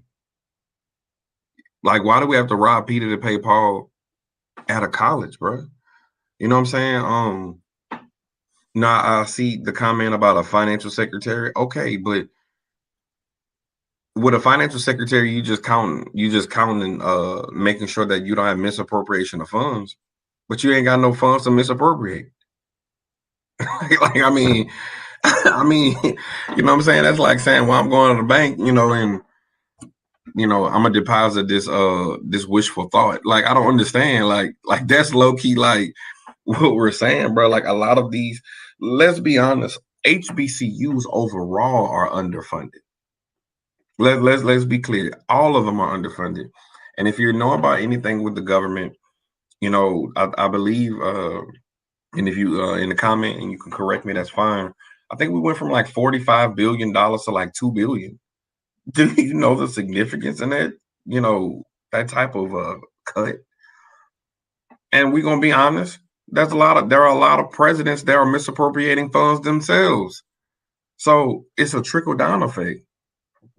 And we're gonna be honest, I feel that the music department, at HBCUs, are treated like, we're gonna say, the auxiliary at times. Yeah, you're there. You look pretty. But when I need you to dance, I'm gonna need you to dance. And when not, go back to the corner.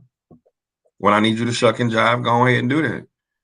Like, I'm pretty sure right now, and this is speculative, the president gonna be in California. I'm sure. I can say it. I'm gonna say it. I'm pretty sure he gonna be in California. He gonna fly first class. Him, his whole executive board, they're gonna have trustees. It's a she.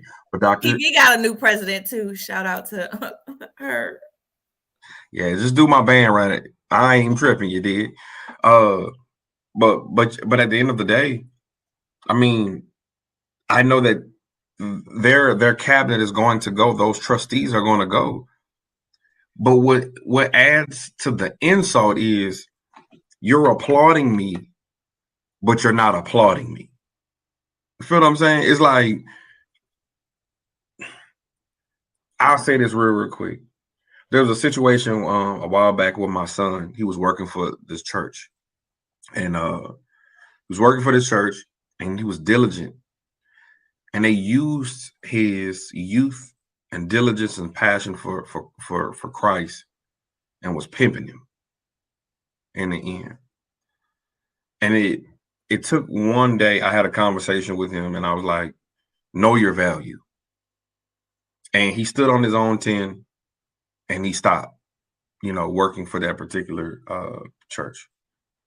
Until we get to the point where we can stand on our own 10 and people support that decision and don't excoriate us for understanding our value, because everybody else sees it and everybody else sees it and take from it. But we have to be the ones that be like, I'm worth more than $45,000 a year when I work over 130 hours per week. Think about what it takes to goes into being a band director, drills, music, staging, everything. Like we literally practice 100 hours a week for a 7-minute show. The Legion right now promoting themselves on social media. Now with social media being added, that's another aspect of time that we don't even think. Videography, that's a whole nother aspect. And let's not talk about the countless hours of tape and footage that they have to put together to even get invited to the Rose Bowl. Because they just don't pick you. And then you got to raise money to go. So, I mean, come on, man. Like, we could talk about, financial secretaries and whatnot, but the best way to stop mismanagement of funds, pay people. Then I don't have to worry about losing my good paying job because I'm going to do right by it. Money solveth all things. Portia, what's the best way to resolve the mismanagement of funds? Paying people, like Quan said, but in order for that to happen, they have to understand what's really going on. And a lot of times the work and the energy and the effort that goes on, the campus is gone by the time it takes place or they're leaving. So they don't really know that they get there sunrise early, teach all day, and then they hear the 9, 10, 11 o'clock at night. They don't know that. They don't know the time, the energy, and effort that we're meeting in the spring, that we're having planning sessions, that we're doing training sessions, that there's the recruiting, that this is a year-round thing. That's the other thing I think people have a misconception about, that at the end of football season, that's the end of band season. No, it's not. We continually work. We're continually doing stuff. We already planning for a day in Sparta, which is our high school day. We, the Silkettes and I are already looking down the road, getting prepared. I see schools already putting stuff out about auditions and things like that. Like, it doesn't stop. Not to mention the administrative side of this, all of the paperwork and stuff that has to go into this. That a full perspective would have to be gained in order to pay people, in order to stop the mismanagement of funds. I think if they did a comprehensive review of the band program versus, and I don't have anything against football. I love sports. The football team plus the basketball teams and what it takes to make all of those things run. I think if they saw realistically what it took, they would be more inclined to pay it. But I feel like in some of their minds, what they see on Saturday or whatever comes through osmosis. Or that, I don't know how they think it happened, but I don't feel like they correlate it with the actual work that goes into it. So understanding, enlightenment is the best way to me. Smith. Wrong button. There we go. All right. Maya, what's the best way to resolve the mismanagement of funds? Child, I don't know. This is just a whole big mess. I don't know, because thinking about what Portia said, like, yes, that's very true. But I also like to think you hear them horns on the field at 6, 7 a.m., 8 a.m., whatever. You hear them horns 7, 8, 9 p.m. when you leave an administration building or whatever. So I think that that's just the lack of care. But I think that also bundles into the allocation of resources. You know what I'm saying? Like, you got people at the same university where one position is getting paid $40,000, one other position is getting paid $1.6 million. To do what? Honestly, to do what? Sit in a couple meetings? I'm not taking away from no presidents or whatever. I'm sure that they got a crap load of stuff to do. However, if we talking about who's getting paid what, we could have a little bit of a shift going on. Like Quan said, at PV, we on engineering building what? Sure, some of it may have come from, oh, we got this scholarship or whatever the case may be, but there's still some inner workings that say, no, we're going to divvy up the money in this regard. Leave them, they're fine. So I think really it's redistributing those resources and having a care for what you really say is one of your top influential programs on campus. I think it's that. And then on the flip side of it, I think it's also us as Black people or whomever, those who are wanting to pay it forward and work at HBCUs or just the love of music or band programs, however you want to cut it, by having enough willpower and having enough worth of ourselves to say, like, no, I'm worth more than this. And being able to stand true to that, just like Quan was saying, being 10 toes down about it. You know what's crazy? I only seen, I'm not saying that they don't, but I only seen a few publicly university presidents that legitimately be like, I'm supporting the band. I believe it's at Hampton, either Hampton or Howard. I get them two mixed up. Don't say that out loud. Don't say that out loud. That's tough. No, I'm just saying the president, bruh. They're gonna be off with your head. And I'm sorry, bro. There's a clear difference between the two. so maybe this Hampton that you're talking about. Okay, yeah, but I'm saying in regards to president, but the president like literally was running with the band. The president was in the band hall saying, "Hey, we got you, more scholarship money. We want to get you more. We want to invest in you more. We want to do things more." And he's putting his money where his mouth is. My thing is, where are the other university presidents that are advocating for the fine arts and band? Not just the marching band, but the fine arts as well. Where are they? That's all I want to know. Because I do want to put the caveat out there. Our new president, she rocking with us. That's good. But we playing catch up because it was some years in there where we won't get rock with. So, it's now it's the game of catch up. But she genuinely, I was shocked. I'm gonna tell y'all a story. After one of those last games, I saw her walking towards the ramp where the band tunnels into. And I was standing there and she looks at me and says, "Can I stand here and watch?"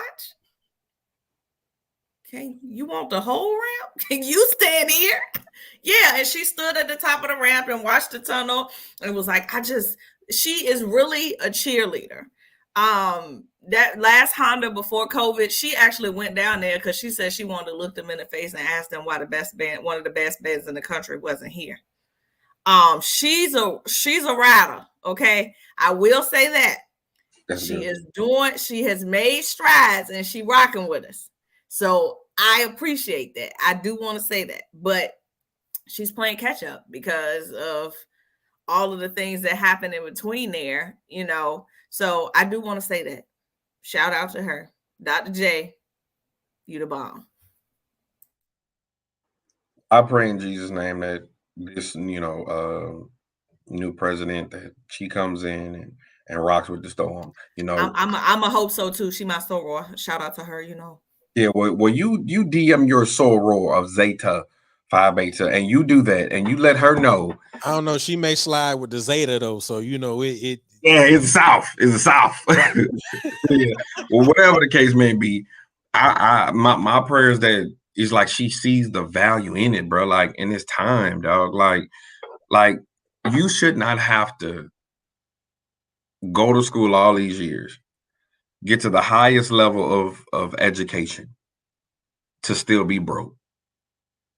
Like this, like come on, bro. Like, come on. And I think you hit the nail on the head. Like, that matters.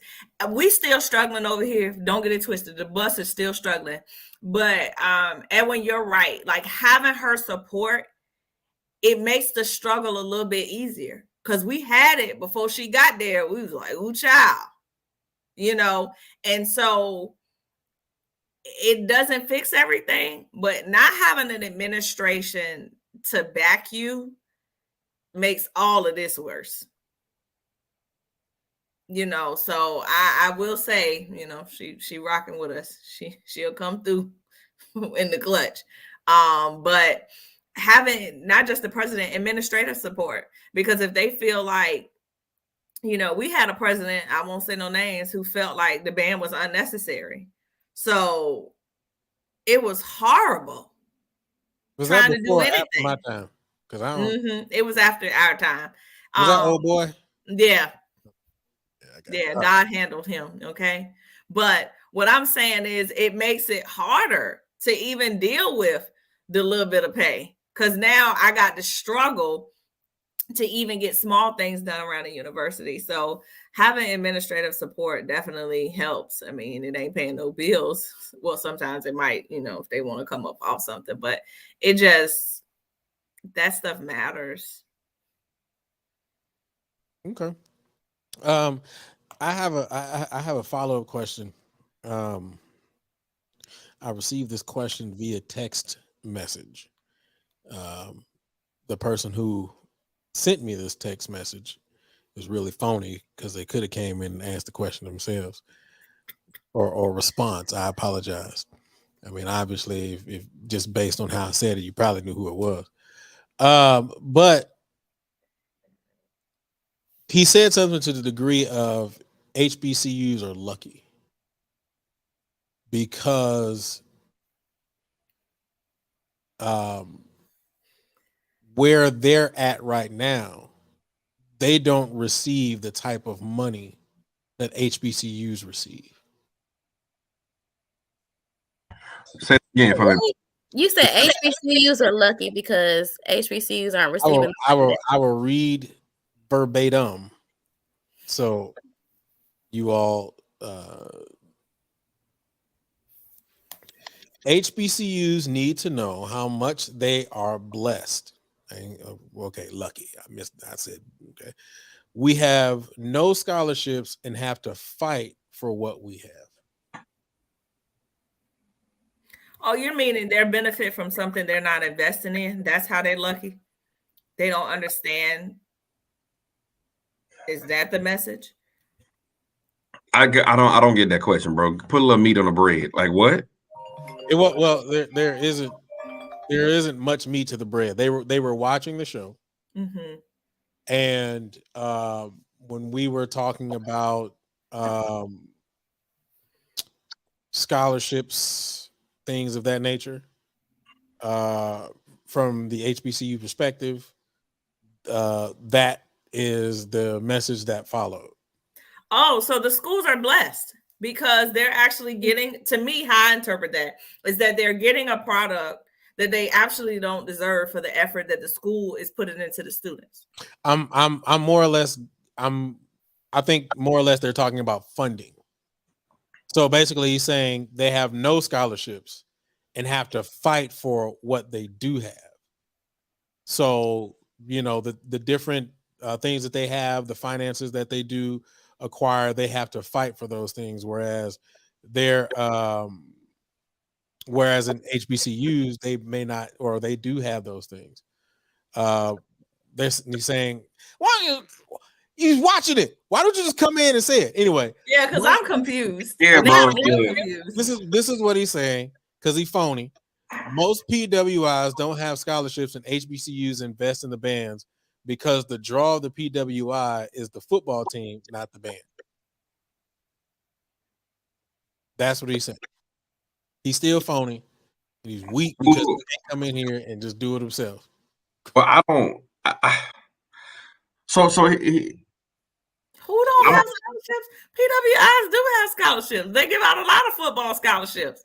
and HBCUs have scholarships too. Most PWIs don't have scholarships, and HBCUs invest in the bands because the draw of the PWI is the football team, not the band. He's basically saying that most PWIs don't have band scholarships. They have football scholarships. That's a lot. Band I don't know that I agree. That's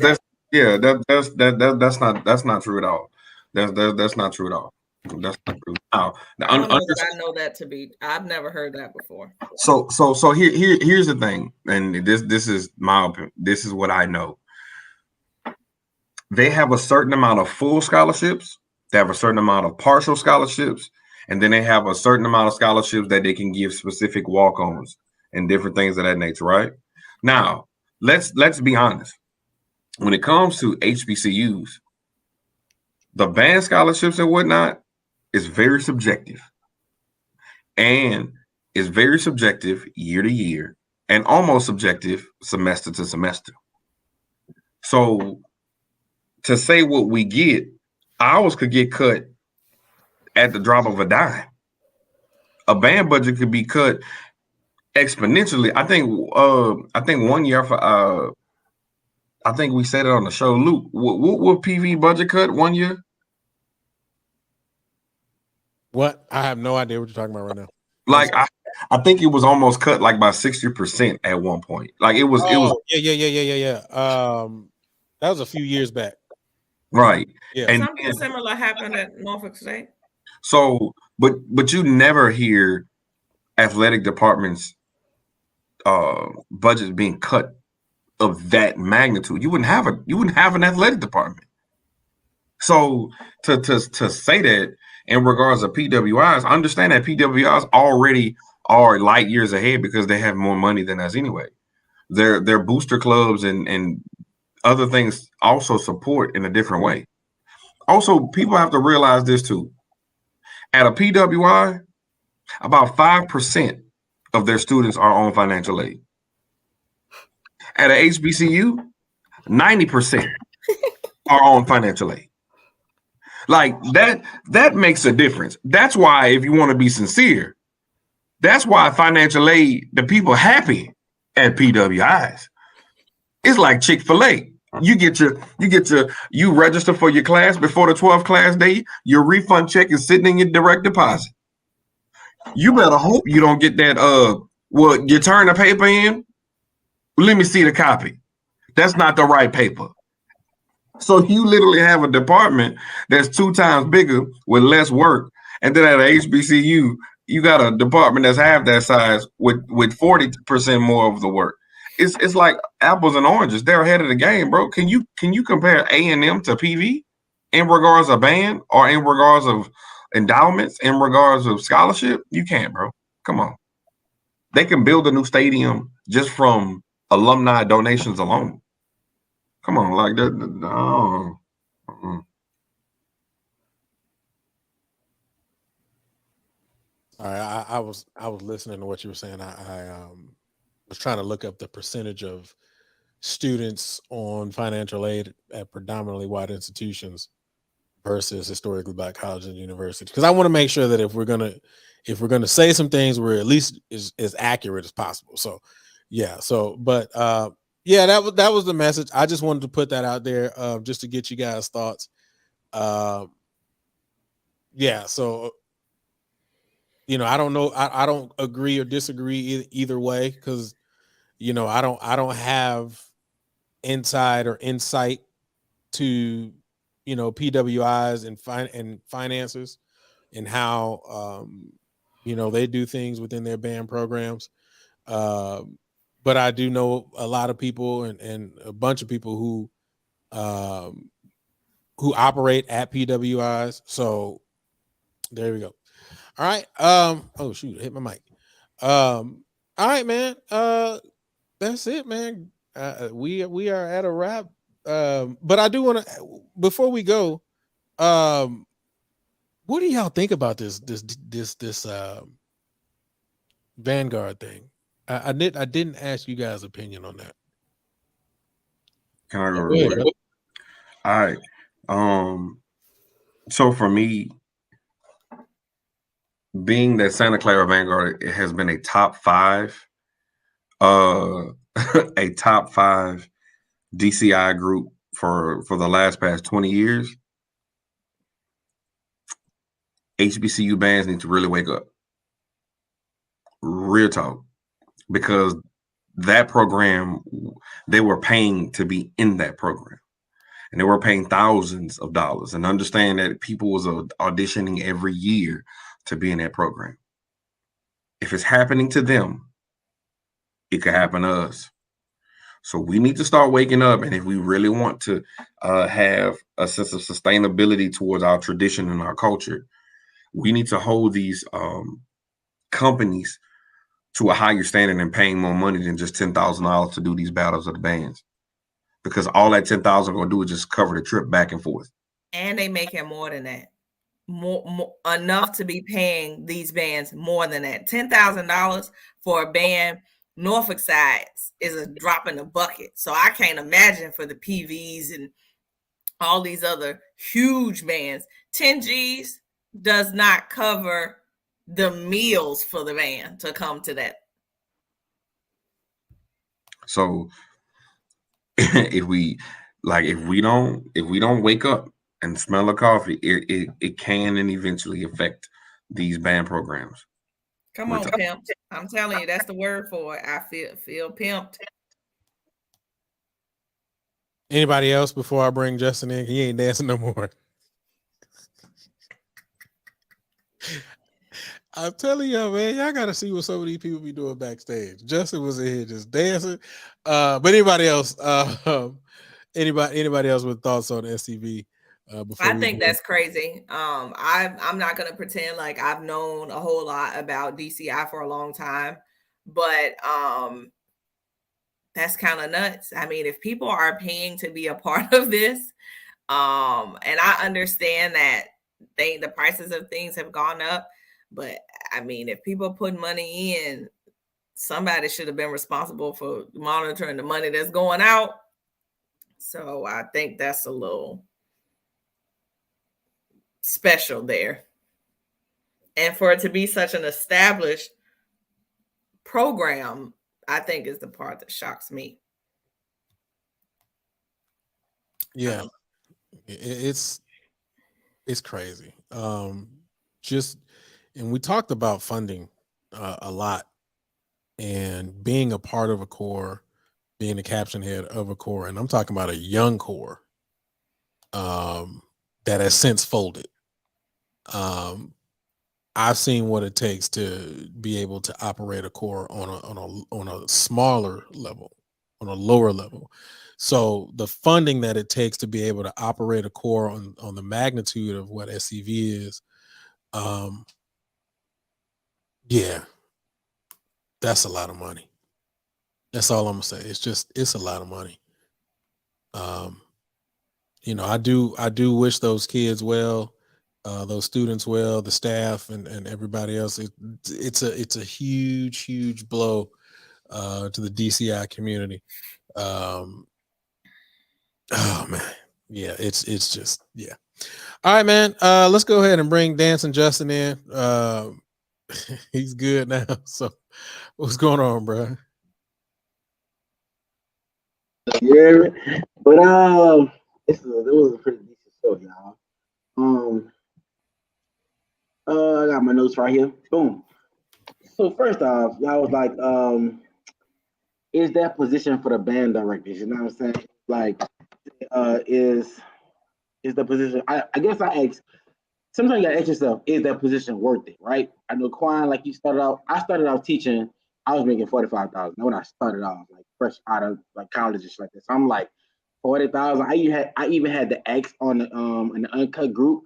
How much does other HBCU assistant band directors make before we start getting like portion and say it's not that much money, which is not. I just want you to know. But some people that try to play like it's not that much money, but should be the main one to take it. You know what I'm saying? Because I know a bunch of people up in here. Let's say, and if somebody was to ask, Jack State band director's job is open, but they're only paying $60,000. You know, if you really would take that just to say they're the band director of Jackson State. So that's the problem right there, because y'all hit it on that now before I said y'all taking it, y'all making it acceptable, and the school said, "Oh, he made it work. You should be able to make it work." We ain't gonna get nowhere like that at all. The next point I was asking, well, I mean, they said, well, the question he asked, should auxiliary expenses be last? my answer is they should be first. In some programs, the auxiliary is saving the whole program, so we should make sure that they good first before we get them mallets and them symbol rags and everything. Nah, they need to be first. And I don't want to say the name because y'all know, understand they need a different uniform. So yeah. The other one was that what was the best way to resolve mismanagement of funds? Y'all talked about the president. In my opinion, sometimes the president is a mismanagement of funds. Why they make so much? Sit around and kiss babies and shit and sign off on papers. You know what I'm saying? That's just my opinion. You know what I'm saying? You're the main one on first class everything and want the band to do all this, and you making all this money, but you can't help the band out. So I just think that that's really stupid on our part, and sometimes on some HBCU's part, that you got the football team or the football coach making this many millions of dollars, but the band director not. And I always thought one stupid expense that football teams do, your team's so undisciplined that they got to stay at a hotel the night before a home game. You know what I'm saying? We can't have like a little more control of our team than that. That's a lot of money for every home game to keep them in a hotel right down the street from the school. That money can be going to another organization on campus. People do that? What? Yeah, like some of the football teams, like for homecoming, the day before homecoming game, they take them out off campus so that they won't be like, distracted by homecoming. I ain't never heard of no like. Okay, y'all educating me. All right. I thought it was a normal thing. That's been happening at least long as I've been knowing. You know what I'm saying? And the football team, they'll ride back to the school, and they had their long little. Some people call it the Tiger Walk. Some people call it the walk to the campus and stuff like that. So yeah, that's very stupid. That's news to me. I didn't even know that. Yeah, that's crazy. Like I didn't know. That's yeah. Wow. Yeah. Wow, I didn't know. Dang, it wasn't one that I feel like I'm contributing to the show, y'all. But anyway,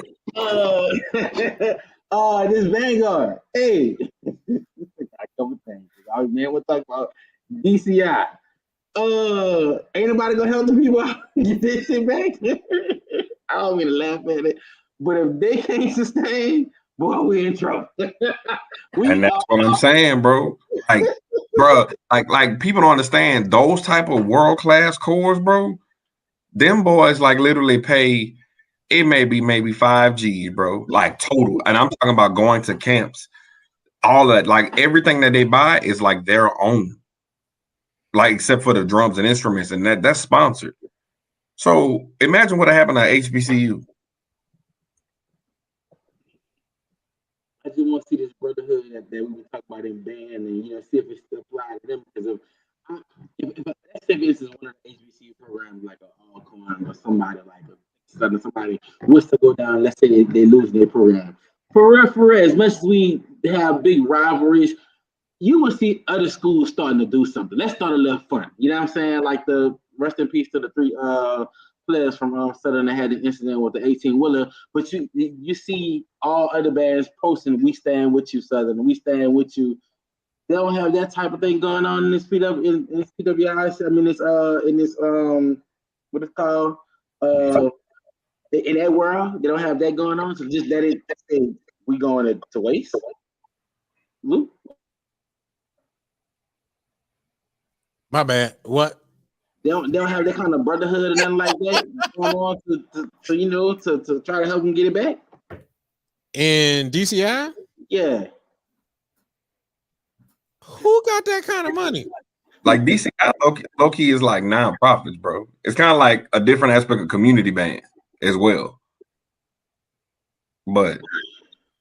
And honestly, it may I don't know, it may just be this year.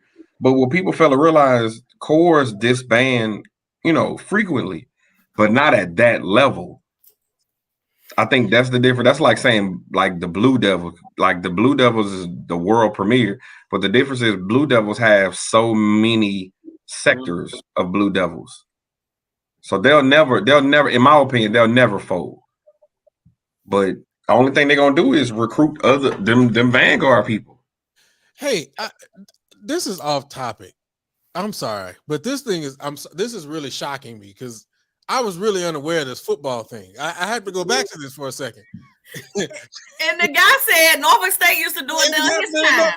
Well, I don't remember that, but I got questions that I'm gonna have to do research on because I didn't know this was a thing. Me neither. But here's the problem that I have. Well, not necessarily a problem, but here's the thought that I have. Like that, we have problems in the band too. We be having big performances. Do you know how many drunk people that I know that didn't had to do a whole performance? Are you serious right now? Like they did everything. Literally. It was crazy. No, hold on. Whoa. Before you go, Portia, I know specifically one person when we played in the ghetto on Honda threw up before they played the last note. Are you serious right now? And they can get that, and we can't. Come on, man. I'm sorry. And what I'm saying is, if Norfolk State is doing it, it's a whole problem because we don't travel as much because we ain't got the money, and we paying for hotels because they can't get it together. Excuse me? Actually, when they recruited us as football players, schools tell you that. We stayed in this hotel before the game, so to make sure you have your comfortable list, 2 people to a room. You know what I'm saying? To make sure you lock in and focus. That's the thing. It's normal. I'm surprised I ain't never heard that to me. This show, these last 2 weeks have taken me out. Okay, I'm telling you that $40,000 thing. I ain't over that yet, and y'all done just told me some more crazy. Okay. That what I want to talk about. Yeah, Portia, you talking about something. Nothing wrong with about $40,000. I'm up here like shit, boy. If I made $40,000, I feel hurt right now. I'm saying the salary doesn't match the work.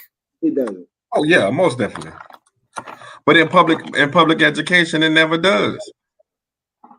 You make $40,000, don't even worry about it. You know what I'm saying? That ain't no money. It ain't. You know what I'm saying? But especially for assistant band director position, man, it's disrespectful. I can't even think about that's in full tax. After tax, you really had to bring about it. Probably about 37. 37 shit. For $40,000, you're not bringing home 37. They taking way more than that. And depends what state you in. Right. And how many you carrying. Or not. And how many dependents you carrying, what your insurance look like. Yeah. Listen, Justin, I'm gonna let you go back and get back to your list, but I'm just gonna say this right now.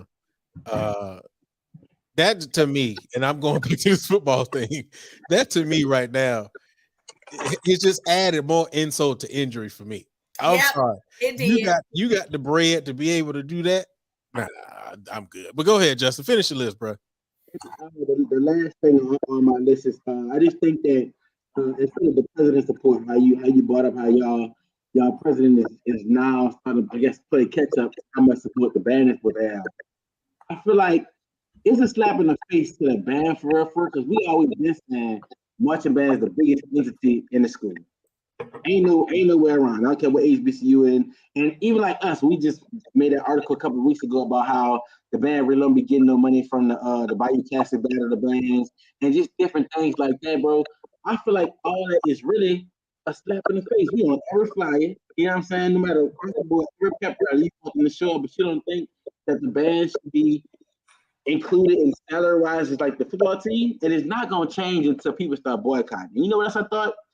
Dollar Watson made a joke about that Deion Sanders thing.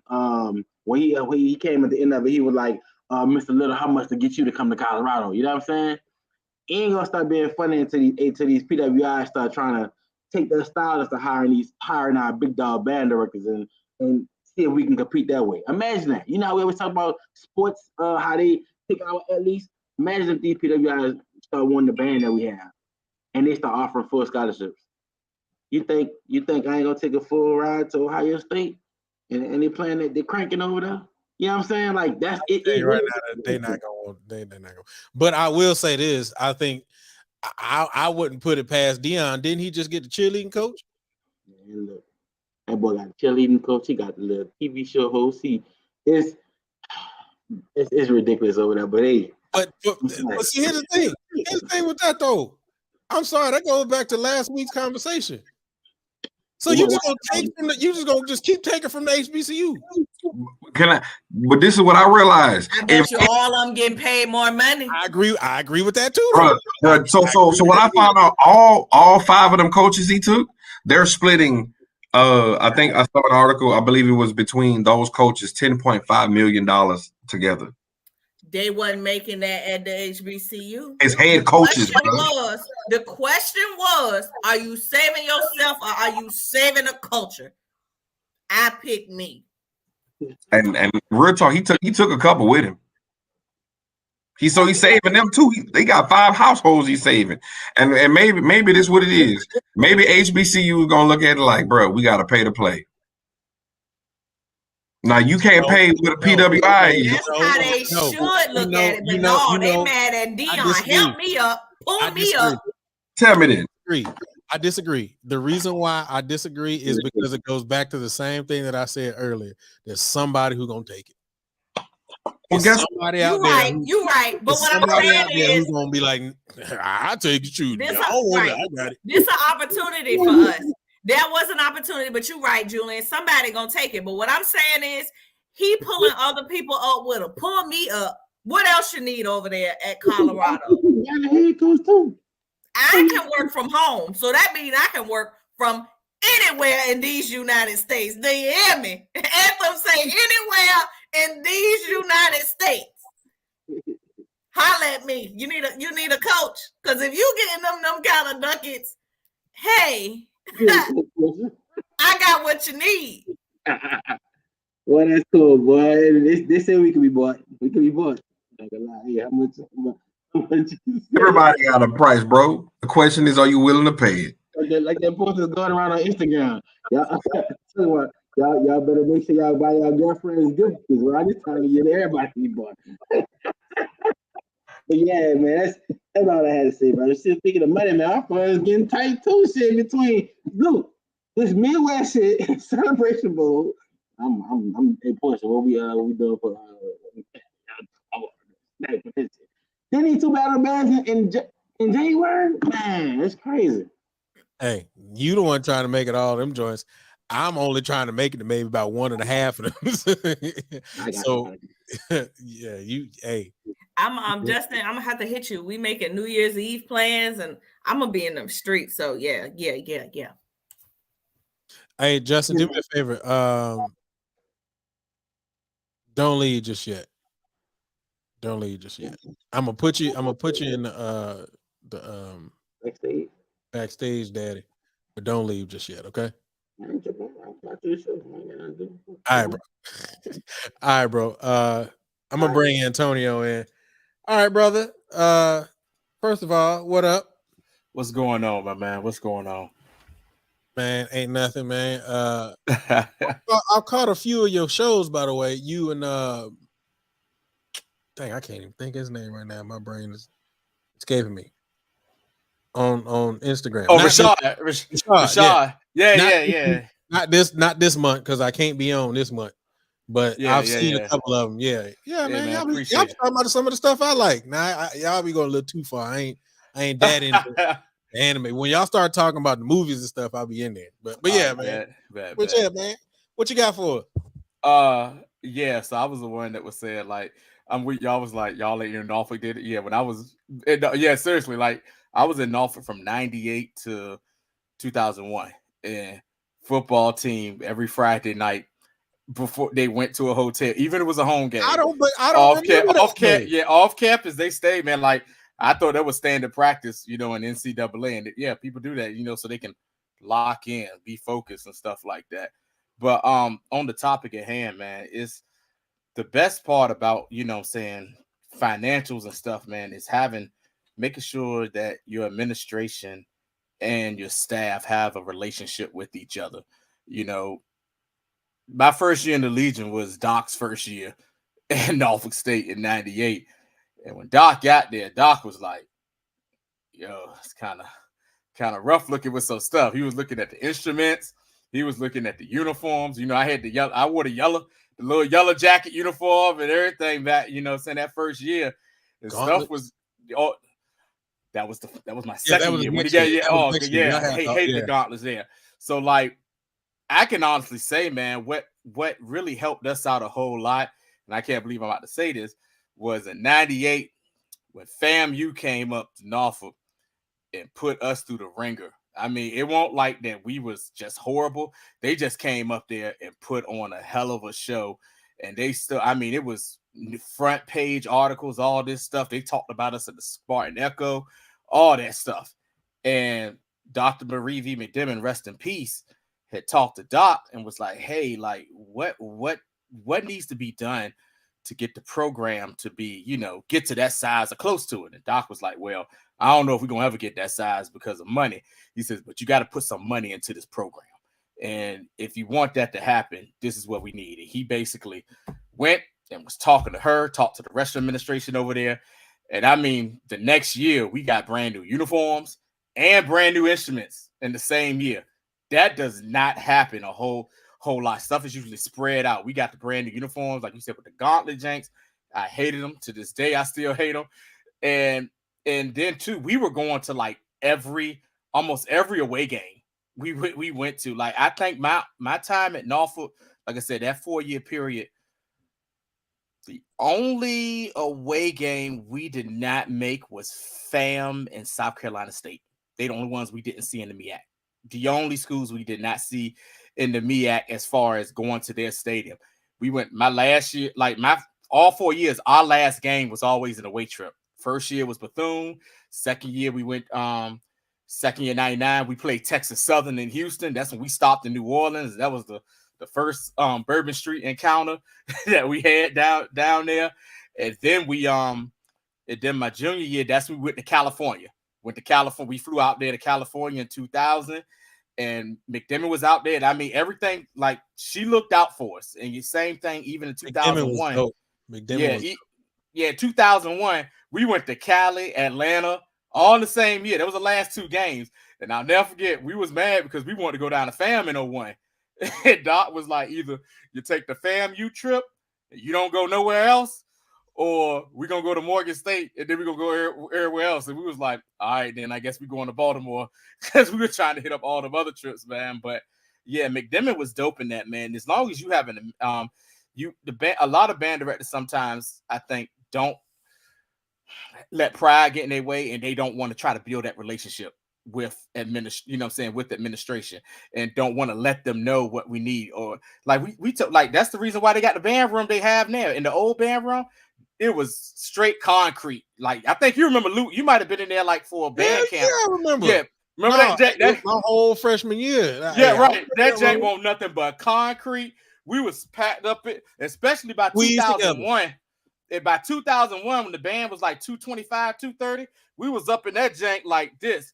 And even like my sophomore year, like they was like, hey, they bringing a contract over to look at the this band room to say, hey, we need a new band room. And they was like, what y'all want to do? Here, Dr. Sanford was like, I want y'all to do something I'll never let y'all do. Play Behold as loud and ignorant as y'all want to here. And the guy had the little decimal thing. It was like, no, Jack, they can't be in here. They can't be in here like that. Doc had to send somebody to Bob's gun shop to get like the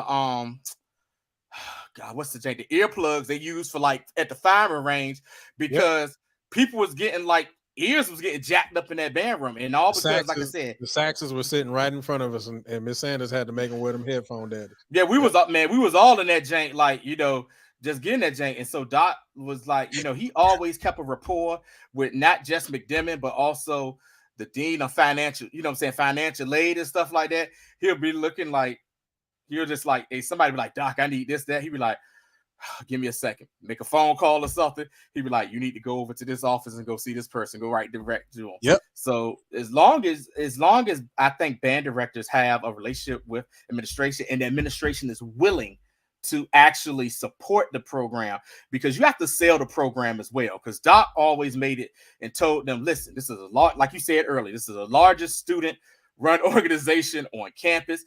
And also the band is your biggest PR, like thing. we was doing some of every. I like them 4 years there when Doc, them first 4 years of Doc. We were doing everything. We opened up when Home Depot on Military Highway opened up. We the band. We was out there playing for that. It was a barbecue spot. It used to be on Granby Street, Harold's Barbecue. We was out there on Granby Street playing for that. We did everything that they wanted, and you can't, and you have to do that along with letting administration know that, hey, this is what this can do. This is the tool you got. You help us. You scratch our back, and we definitely gonna help the university get a name for itself. Absolutely, bro. And I definitely 100% appreciate your insight. I started laughing when you were talking about the headphones, because I remember when the Saxons put them headphones on, and man, they ain't even give us that look. They ain't even give us headphones, man. Right? And so we were like, look, we're just gonna blow in their ear anyway. So we started pointing, man.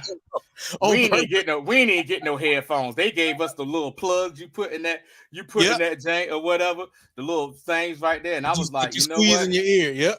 You know what? I said, you know what? Y'all give it to me, and I'm about to give it to the Piccolos right in front of me. That's exactly what I did right back for them. Shoot.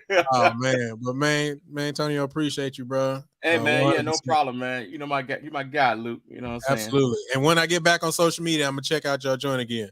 Yeah, we on our little hiatus right now, holiday hiatus. But we got some, some episodes of the backtrack, and we'll be back beginning of the year. Did y'all talk about Black Panther yet, or did I miss that? Oh yeah, we did. We did three episodes. We did a full like spoiler breakdown. Then we did like questions we have afterwards, and then we talked about things we didn't like about it. Gotcha. So I gotta go back and watch that one. Yeah, my man. Appreciate you there, Luke. All right, bro. Anytime. All right, then. All right, we got a stranger. My bad, Smiths. We got a stranger to this thing. You all right? You feeling bad? Okay. We're gonna hug you in the corner. Go. Nobody puts Maya in the corner. All right. But we got a stranger in here we ain't seen in a month of Sundays. So here we go. Let's welcome this guy to the panel. What up, though? Boo Boo Kitty. What's up, y'all? Phony. What's going on? This dude, this is the phony person I was talking about. He phony. He weak. I was here oozing, boozing, and cruising, listening to y'all, man. I listen every week, man. The show's still dope, man. I'm proud of y'all, man. Portia, thank you for keeping the tradition of keeping it real. Luke being phony on the show. I don't want to offend anybody, so I don't want to, I don't want to say too much. Yeah. Portia, I guess I disagree, but whatever. Not with Portia. The mess you got. Portia, Portia. I just wanted to jump on because I was typing Luke a whole show because a lot of things y'all were talking about I thought were both spot on and needed to provide some more clarity. So the Vanguard thing. Hey, what's up, Justin? Hey, what's good, man? I'm good, man. What's going on? Yeah, cool. I definitely want to hear what you guys say about this Vanguard system. Hey, man. Nah, y'all know I was gonna jump in for that. So that Vanguard thing, man, is exceptionally sad and challenging. I'm marched in the cadets. A lot of people know. If you didn't know, now you do. I marched in the cadets for 4 years, and before that, I marched in the Crossmen for 1 year. And when I was in drum corps, man, everybody knew that was like one of the best places to be. They were one of the highest paying drum corps. They treated their people really well. And a lot of people may not know, but Vanguard is the only drum corps in DCI, the only one that has been an active participant in every single DCI finals from 1972 to now. And the only way that they were able that Vanguard is being kept out of finals is through financial hardship. And that's just incredibly sad, man. Like, it's heartbreaking. I don't think it's a wake-up call to HBCUs. I don't. Especially still being in the activity. I think HBCUs are positioned in a way that I won't necessarily say sets up them up for success, but I think that the challenges that the Vanguard are facing are specific to DCI, because like you guys have already said, Quan said it. This year, y'all, they raised tour fees for everybody. Last year, our tour fees were $4,100. This year, in the 1 year, they raised it $900. So our kids are paying $5,000. And the thing about it is, we're one of the cheapest drum corps in DCI, and that's a $5,000 cost. Majority of these drum corps finances don't come from member fees. They come from fundraising. They come from merchandise sales, all these other things. I think that they're facing a particular challenge for some things that had to do with bingo and some other things they have. And I think that hopefully, man, pray to God that they're back next year. And to answer your question, Justin, you were like, don't the other groups step up for each other? The answer is yes, but not financially. Every group, we're a nonprofit organization. So at the end of the year, the money's got to be gone. And nobody has that type of extra money. Nobody. And, from what I'm hearing, it's like we're talking about in the millions, that they're in the red. Yeah. So let's all pray for them. But, I pray for their kids the most. Those students, man, have been investing their time and resources. And a lot of drum corps have stepped up, to give those kids a home. Maybe there are some selfish reasons there too, because they're exceptionally talented. Like Julie said, they've been in the top 5, for years now. They just won in 2018. You know what I'm saying? So it's challenging, man. But I hope that they are able to rebound, man, because they're a great organization. And to speak on the HBCU funding thing and a misappropriation of funds, I can speak directly to the perspective that Julian was talking about as far as HBCU to PWI funding, because they are two different things. I teach in a band. Most schools have music scholarships, but the concept of a marching band specific scholarship is an HBCU thing. We don't have marching band scholarships. Our band has 300 people in it, and nobody in our band gets a scholarship, not one person. A couple of years ago, the Twirler alumni came up with a little $2,000 scholarship, like Maya said, that in a school that costs $30,000 a year, that $2,000, man, it's helpful, but it ain't doing much. So while we all know that HBCUs are drastically underfunded, one thing a HBCU will do if they have a good leadership team is support their band. The bands that I've been a part of had multi-million, over $1 million budget. And that's Norfolk. When I was there, I know it's not that way anymore, but I heard, it's getting back there, and definitely at Prairie View. They took care of those kids, it ain't always been that way. I think as HBCU graduates and as people that support HBCUs, we need to be very careful to not only, what's the saying, man? If you love something, you would want what's best for it, and it's okay to criticize to get what's best for it. And I think that's where we are, because we are exceptionally lucky while also underfunded. You know what I'm saying? Like, my band doesn't travel. We don't go on away trips. So, we don't have to have, when we would put Prairie View on the road, that Dallas trip alone, we talking about hundreds of thousands of dollars that trip, bro. One trip. And then we would go to Southern. That was 80,000. Like there were, every time we put the band, Maya know, because I'll be the main one. All right, y'all come on in. The ladies counting. I'm swiping my card over and over again to make sure. And Maya tell you, I fed the hell out of PV. Them kids, hey, Black Fox is coming out with the, oh man, let me unbutton this at the top. I ain't never seen so many small women in my life eat like that. Like, they used to crush. I'm like, God, I need to go over here with y'all. But we were blessed. And then to see that thing on Roland Martin, y'all talked about it about a month or so ago, where FAMU, one of the most recognizable programs, was treating their kids like that, man. They couldn't take a damn shower. Feeding them kids box lunches only, bologna sandwiches for one of the best bands in the country. Well, I swear, bro, we will put some stuff out in the public and let people criticize us for no reason. So that's my 2 cents, man. I love what y'all doing. I think that at the end of the day, while we know we want what's best for our programs, and we know that these HBCUs in general are underfunded, we also need to count our blessings, man, because it could be much worse. And so yeah, I'll shut up. Thank you. Anyway, no, man. I definitely appreciate it. Justin, the reason why I left you on here because he asked me to leave you on here, by the way. That's why.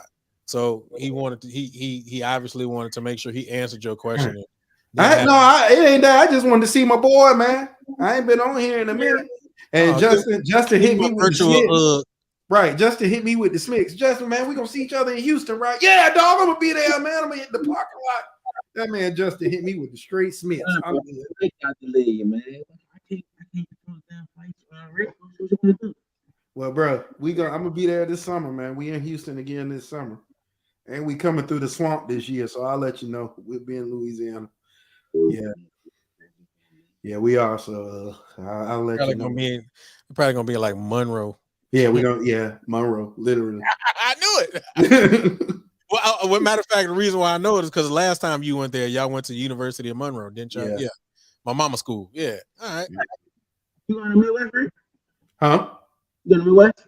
Nah, man, my wife would kill me, man. That's the same. My birthday is the 20th, and she said I do band enough, so I can't do band that week. And plus, actually, you know what? No, the real reason why is this weekend we going to South Carolina, man. We got a bowl game, man. UConn football team is doing real good this year, man. Coach Moore is really turning around, and that's what I was saying, Luke.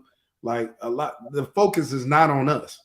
People ain't coming to the game to see us, especially when your football team is successful. I'm sorry, you can say whatever you want about the boom. People won't go into them games. They won't packing 50, 60,000 people into them games for the boom. They was packing them in there to see that 11, 12, 13 and 0 football team and what was going to happen next. And the boom was like the cherry on top. And they were really good this year.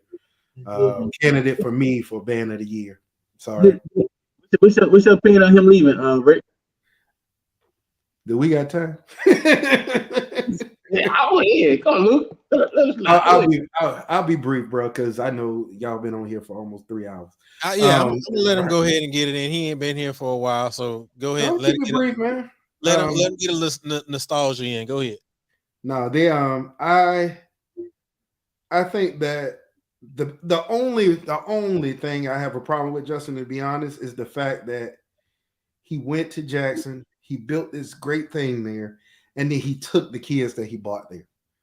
The stars. He took the stars, his sons, the wide receiver, the cornerback that was the number one player in the country. Like, if you're really trying to build HBCUs up, then why build the coffers up and then take it? So that's really the only issue I had. If he left for money, so what? That's his right. We need, and you know what? I'm glad if he did leave for money, I'm glad he did. Because y'all said it on this show.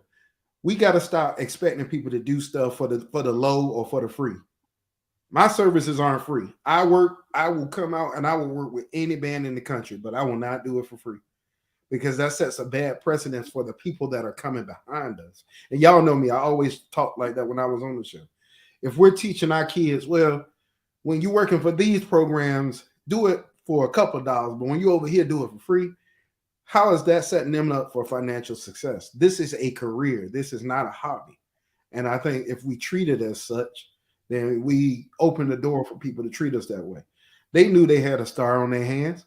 And like Quan said on the last show, they were able to come up with that $1 million when he was about to leave. Easy.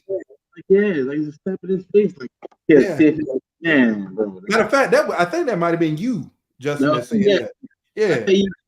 On the sidelines, I'm talking to the source pretty much every game. I knew a lot about it before it hit the fan, but I'm not gonna go out and say nothing. But it's just like I'm looking at both sides. I'm looking at like Dion. I'm looking at him like, okay, this man did more than his job. New facilities, he did everything. You know what I'm saying? I'm with you. I just don't like the way how he left. You know what I'm saying? I'm from New Orleans. I can relate to those people at the road in Mississippi. I ain't like trying to down them, but you understand we got those people who buy into almost everything you say, especially when you bring the Lord into it. I got damn near 13 churches around my house within a half-mile radius. So we believe in God. When you start saying I want even a playing field and I got a calling, like people buy into that. But the way you go about leaving, you know what I'm saying, rushing the kids off the field and just so you can go give them the bad news that they pretty much already knew. You know what I'm saying? Small things like that makes me mad about it. You know what I'm saying? But then you turn to Jackson and be like, so where the Celebration Bowl money at that they won last year? Y'all ain't giving none of that. You know what I'm saying? This man was complaining about bad contracts, and y'all just single-handedly did what he was talking about, misappropriation of funds. You know what I'm saying? So though you saying he left bad and we get it, you know what I'm saying? Did y'all take into action like all these deals and stuff? I'd have been trying to get that for the next 10 years. So when he leaves, we still can be good. You know what I'm saying? Being proactive instead of reactive. So it's a double-edged sword for me, but I definitely feel you on it. But think about it like this. Like I know the athletic director at Jackson. He was the athletic director at PV before he went to Jackson. And Ashley is a man of high integrity and high quality, man. He's a top-notch person, and he's great at what he does. When he was at PV, he hired Willie Simmons, turned the football team around, hired Dion. Ashley is great at his job, and I think he won't be there for long, to be honest, either. But what I will say is Coach Prime ain't wrong. Like he said, it's 63,000 people in the stadium for homecoming, and they got ticket counts for 26,000. Numbers don't lie, bro. And we all know how it is. The math ain't mathing. Hey, we know. Hey, Portia, you know how it is. Shoot, Julian, think about when we went to Norfolk State. Black folks, man, I'm telling you, have to. Ain't nothing in this life free. Miss Madge used to let us in that cab free all the time. You ain't, man, my last 2 years in Norfolk, I ain't have a meal plan because I already knew that Miss Madge was gonna let us right in there. Miss Madge would take your card, flip it the other way with the strip and kick your ass. Goddamn. And that was just like every time. Every time. So what we did, we paid that forward. My friend Ricky was like, yo, we doing something for Miss Madge. All of us donated money, man. They gave Miss Madge like 10 grand as a thank you because Miss Madge got us through school, bro. Ain't nothing in this life free, but you also have to have people that'll pay it forward. And I think that argument is valid. My cousin said it, Serena. She said it on Facebook and I reposted it. She said these same people that's mad at Coach Prime for airing his dirty laundry and leaving is the same people that ain't never donated 1 cent to their university. I said the same thing. Keep that same energy. Yep. Keep that. Where's your money? Yep. That could have went into his salary. That could have kept him there. Where's your contribution? Yep. You want this man to come save HBCUs when we could be saving it little by little. Mm-hmm. I mean, Minister Farrakhan says it all the time. Stop expecting something from somebody else and do for your damn self. You know what I'm saying? Like, we already know our schools are underfunded, so what are we going to do about it? And, you know, for me, I'm a part of the Alumni Association in Norfolk State. I donate to my chapter and to the school. My chapter of Omega started an Alumni Association. I'm in both. You know what I'm saying? Because it matters to me. I've donated to the Legion in the past because I care about the Legion. I donate my time to the Legion. You know, and I haven't been associated with the Legion since 2009. But it matters to me. And like Portia was saying, I don't know how they do some of the things they done done with these last couple of years and look like. I know the story of Portia. And people only knew. So that's my take on Dion. I'm not even gonna lie, bro. Because of the Dion situation, I paid my March and Storm alumni dues. Real talk. I was like, I can't be a hypocrite out here. Quan, Maya, I love y'all both. Y'all know that. But the Storm is notoriously bad at this stuff. It is. And it's not the old alumni. I'm not talking about the 90s, 80s, 70s. Those are the people that give back. I'm talking about the people that got the most to say about the band is the most financially delinquent group of people I've never seen in my life. Like, them talking online is going to improve the Storm. You want to improve the Storm? Put some dollars up. Let's help get the scholarship budget up. Let's get some more talented kids in here. You know, like these people phony, man. So Coach Prime, like I said, I have a problem with the fact that he emptied the coffers, in my opinion, when he left, because all them kids going with him. Like, don't get it twisted. The talent is going with him. He done took 4 coaches from the team. He done took his sons. Yep. Jackson ain't gonna be the same team next year, but good luck to TC and the rest of the staff there, man. But that's the only issue I have is how he did it. As far as taking the kids, everything else, man, go chase that $5 million. Cuz I'll take it. All right. Well, you got all of your past joints in and your current joints. You sure you don't want to get no future joints in too? I'm just asking, man. We probably ain't gonna see you for another year. Well, I'm gonna put 2 things out there. Top 5 bands I heard this year, just outside of the scope. Top 5 bands I heard this year. For me, Norfolk State is number 1.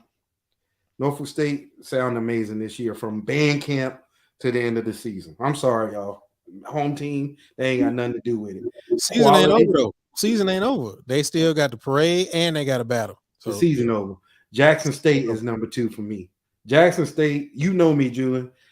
I ain't never been the biggest Jackson State fan, just for the simple fact I didn't grow up in the culture. You know what I'm saying? So I didn't. I just didn't, bro. I like Jackson State was new to. I didn't really get into it until Julian told me about it. So, but to me, Jackson State, man, they had a hell of a year, bro. Like quality, sound, power. Jackson State was strong, and this gonna shock the hell out of people. Band number 3 for me. Texas Southern. Texas Southern, bro. I'm sorry, bro. That's the best book I've heard in years. The best book I have heard in about 20 years, bro. They had everything. Brian Simmons, Javon, all you guys, man. I don't know them brothers personally. I know Javon. I had a chance to chop it up. You guys solid, man. I can't wait to see. And remember, before I left the show, I said the band I was looking forward to seeing this year was Texas Southern, and they shot the hell out of the world, man. That's a great band in the making, and them brothers are doing it big. And I think their recruitment is going to go through the roof this year. 4, I got to give it to Southern. I thought Southern had I had thought they had some bright spots. And then 5 for me, I probably have to go with either Bethune or FAM, just because they sound good all the time. But I like what Gordon is doing at Langston too, man. I'm anxious to see what that's going to turn into. That brother's good. And the other thing is, I want black people in drum corps. So if anybody watching the show tonight, you got all you band directors, all you younger kids, if you're trying to march this summer, I'm going to be at the HBCU Band Consortium. I'm looking for people that look like me that want to do the activity. And we're going to make that happen. I'm going to put my money where my mouth is. So the Corps is flying me down to Atlanta. I'm doing on-the-spot auditions for all the band directors out there. If you want your kids involved with DCI, if you want me to talk to them, like I said, I'm going to put my money where my mouth is. I just, say it for a fact. So kudos to Norfolk, Portia. Y'all sound great. Jackson State, Texas Southern, and probably Bethune or FAM. It's a toss-up. Great band. But I thought the season otherwise was lackluster. Yeah, I think we've all agreed on that. It was just very meh this year. Yeah. But I will tell you, and this is because I know personally, I've seen him do it. I've watched him do it. If he says that he wants to get more chocolate folks in drum corps, he's set out to do it and he's going to do it. I will definitely say, well, he was already in drum corps prior to Rick, but Travis, when Rick got at Blue Coast, that was one of the first people that was there with him. And, after that, it just kind of took off. So if he says that's what he wants and he wants to see it, man, y'all trust this guy. I've known this guy for too dang long now. It's been 20 years. It's been years. 21 years, dog. No, it's 20. 23 is 2 weeks, 2-3 weeks ago, dog. You 20. No, 21 is what I said. 2023 is in like 3 weeks, dude. I didn't pay attention to that. I didn't hear that part. Yeah, you weak, dog. Yeah, I wasn't paying attention. You weak. But yeah, man. like I said, if he says it, he's gonna do it. He's gonna try to make it happen. I've met and had the pleasure to meet some of the staff where he's at right now, and they're all open to it. They love what he's doing, what he brings to the core. And so, you guys take the advantage if it's given to you. He's going to be at the consortium with the availability to do that. So, hey, man, if you know a kid, you got a kid, you in somebody's university program, you know somebody in somebody's university program, get them out there to get it done, man. 100%. Yeah, and trap set play, to answer your question, yes, that's a universal thing across the board. Every single school, every single drum corps is struggling for high brass. With them Trump, I guess we all gonna be in New Orleans because that's the only place I know that still got them guys up there. I went to middle school today. Listen, hey, the future band down here is ridiculous. I'm talking getting the big wings. I seen it was like I'm on 25 trumpets in the middle school band. I said, God damn, like so. And it was easy. It was middle school, but they were playing out of them whole notes, giving them full value though. I'm gonna post a video probably soon we get out this day. Check them out. New school too, random school just popped up. All right, man. We got to get ready to get out of here. But before I do that, brother, it's always good to be able to get you in here and see you. I'm gonna try to get to TMEA. I'm supposed to be going to TMEA. That's the goal. You already know. Quan, what you about to say? Because you unmuted. What you got? Yeah, bro, you're gonna be at TMEA. All right, Quan said I'm gonna be there. I guess if Quan said it, more than likely Rick is gonna solidify it. So I'm gonna be at TMEA per what both of them said. Yeah, I'll see you there. We will all be there. We'll probably find a way to go live again, like we did. What was it, last year? Year before last? I think it was. That was last year. It was last year. Except we ain't gonna be super late because we did it like 11, 12 o'clock at night. But we're gonna make it happen some type of way, man. Brother, it's always good to see you, man. You know I love you. We love you. It's weird to have you here, but not have you here full time. But it is what it is, man. You got to do what you got to do.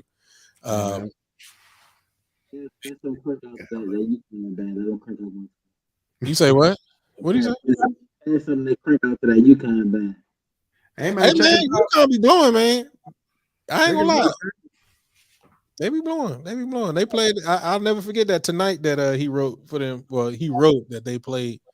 So yeah, I wrote it for PV, and then PV ended up playing it that same year.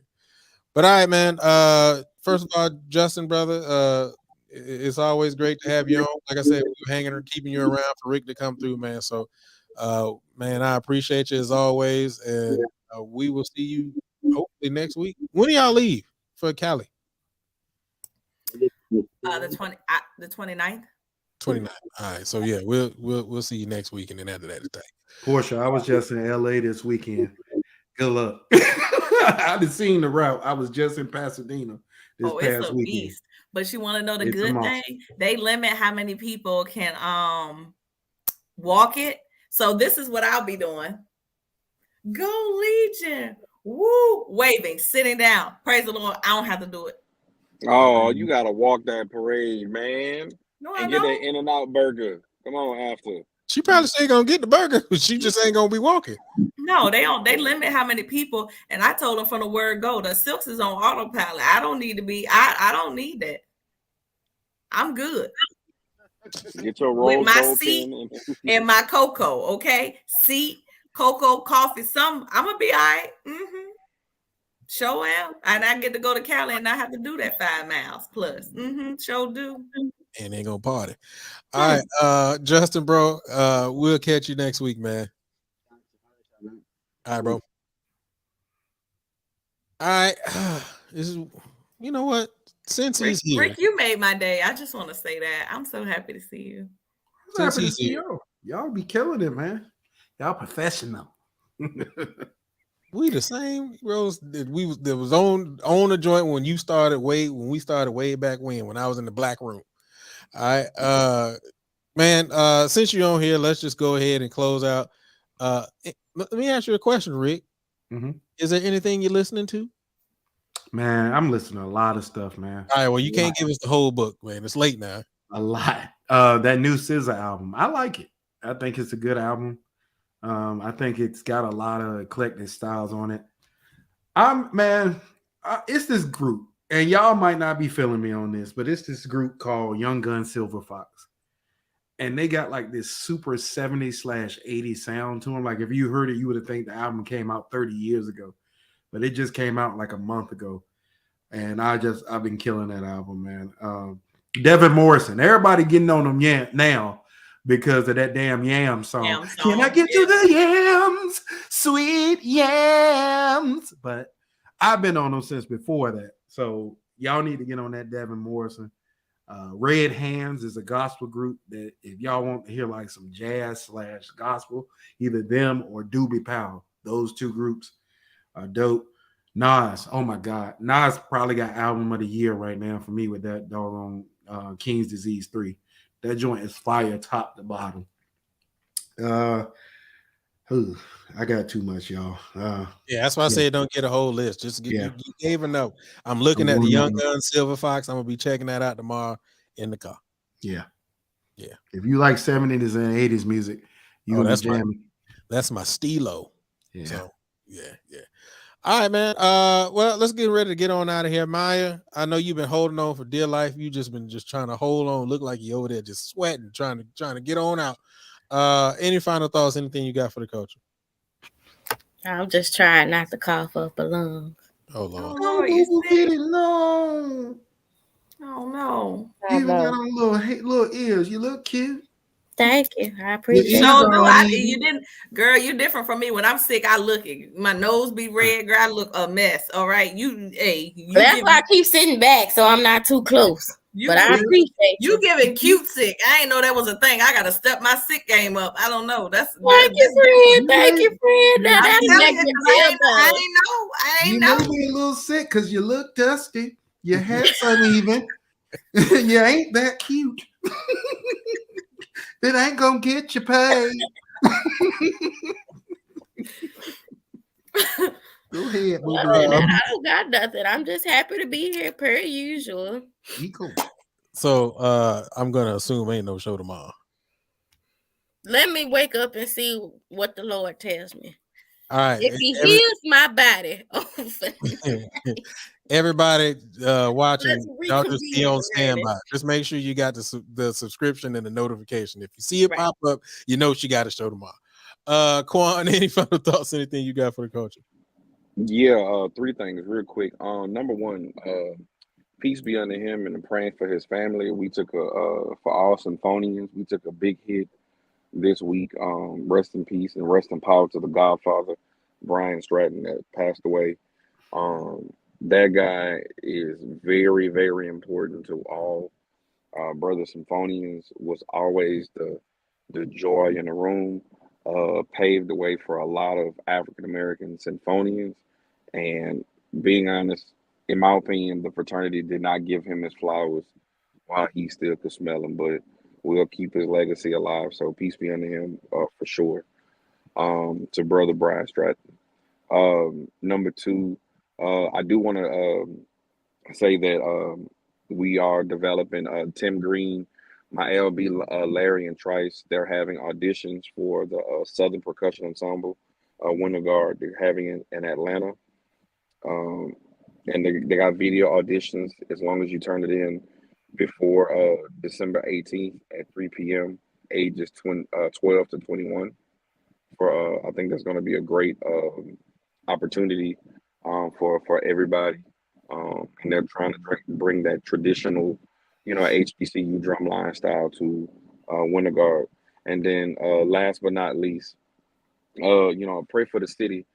They took a big tornado today. I'm praying for West Jeff.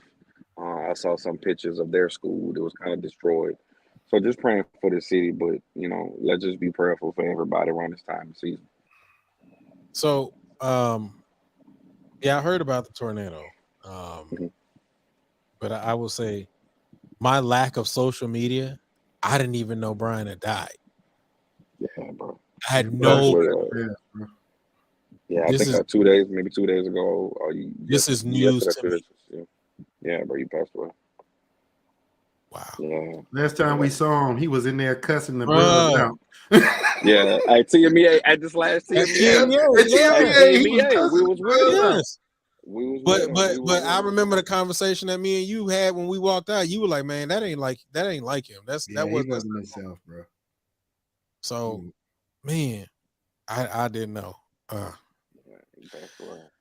right. Portia, any final thoughts? Anything you got for the culture? Talking on mute. Rick, it's so good to see you. Drop in more often on us.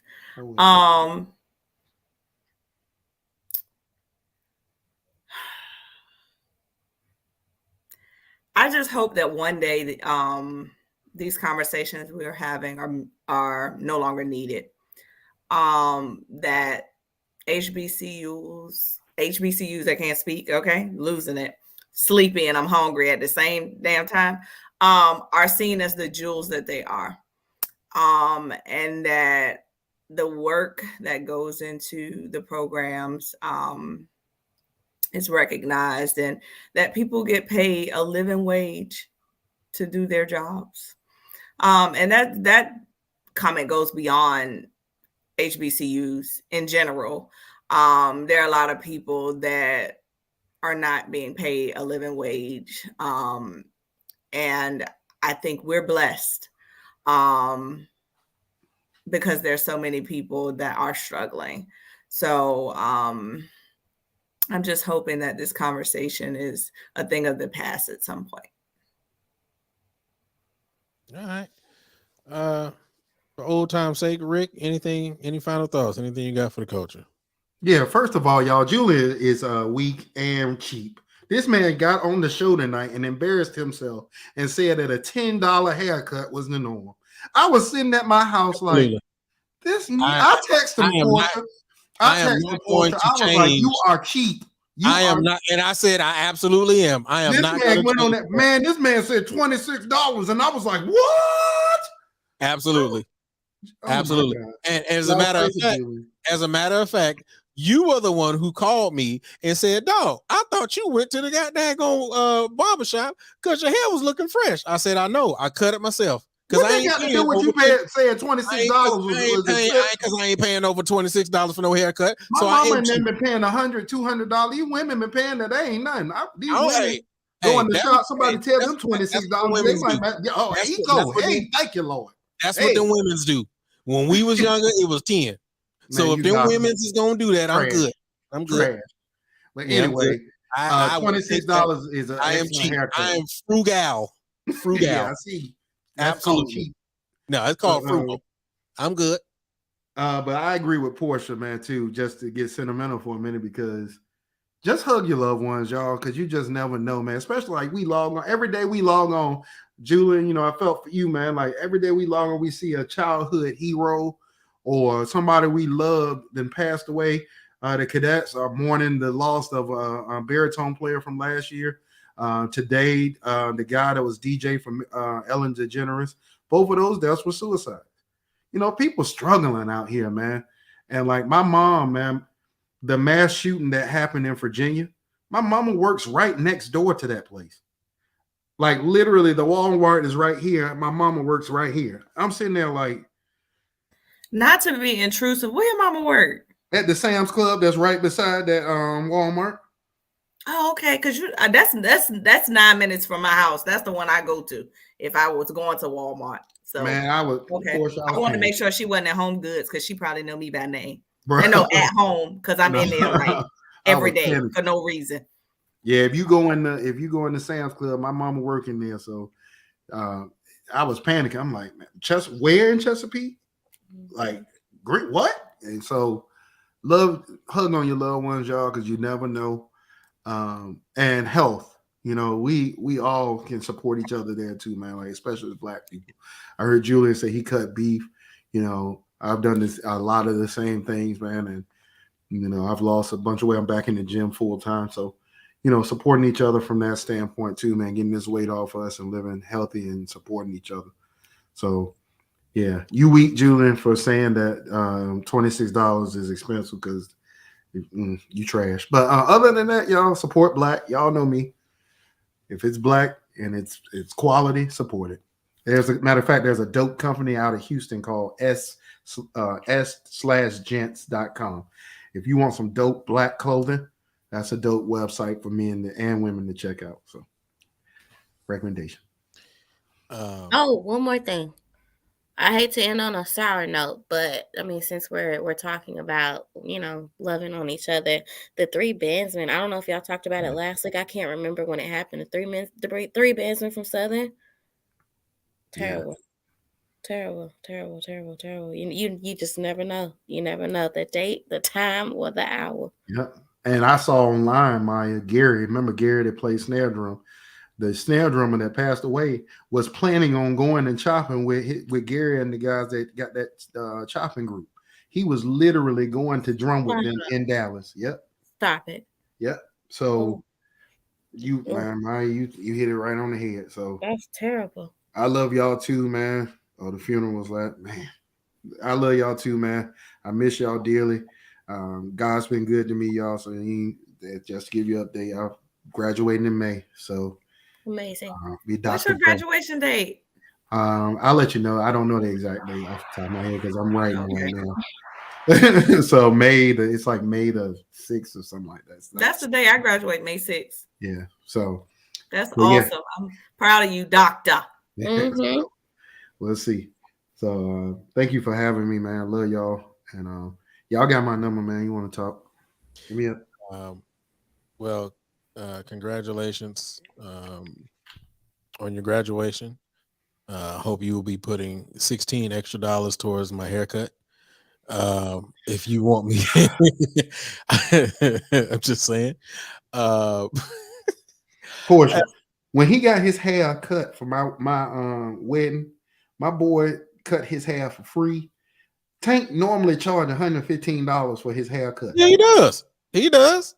And he the best barber in the Tidewater area. The best. And people was talking. Yeah, he works miracles. Tank is dope. However, here we go. When I went to Norfolk last time, me and the wife was like, "Hey, babe, you want to go and get your hair cut?" I was like, "Hey, man, let's go ahead and stop by Tank." And I looked at his prices. I said, "No, I'm good." I was rough that week. I waited. You look dusty. Your hair's on and I was okay with that. I waited till I got my tail back to Texas to my own clippers and my own stuff. No, it was tight. And that's not taking anything away from Tank. That boy is cold with them clippers. You hear me? Cold. That man gave me a whole chin strap. I ain't even have a chin strap. I don't know how he did it. He came up with something. I don't know how he put it together. But see, he's a tonsorial artist. You get the face feel, you get the hair, you get everything. That man exfoliates the skin, all that stuff. Man. Yeah, he's dope. Dope. Maya, he does it all for that 150. He ain't just going there and get the cut daddy. No, he charges more than 115 now. It's an experience, though. Yeah. He got drinks in there, Maya, everything. Yeah, that's an experience I pay $10 for. You try. Yeah, appreciate it. But man, no, I appreciate everybody who came through, man. This was like a super dope episode, man. It was great to be able to have Rick inside of here, man, once again. It's been a while, but it's all good, man. Make sure you guys go and check out the merchandise, www.realtalk.talk.com. You can get 30% off your purchase. Just make sure that you type in HBCU band. We actually were on here longer than we were last week. This was 3 freaking hours. I think it's Rick's fault, man. Rick that came in and just threw off everything. We was gonna get out of here around 2 hours and 45 minutes. And he came in and added some more time to it. But it's all good, man. We appreciate it, man. Just make sure that you guys click the like button on the way out. Also, if you're watching on the playback, you can also click that like button. I have nothing else, man. This has been a great episode, and we will see you guys on next week.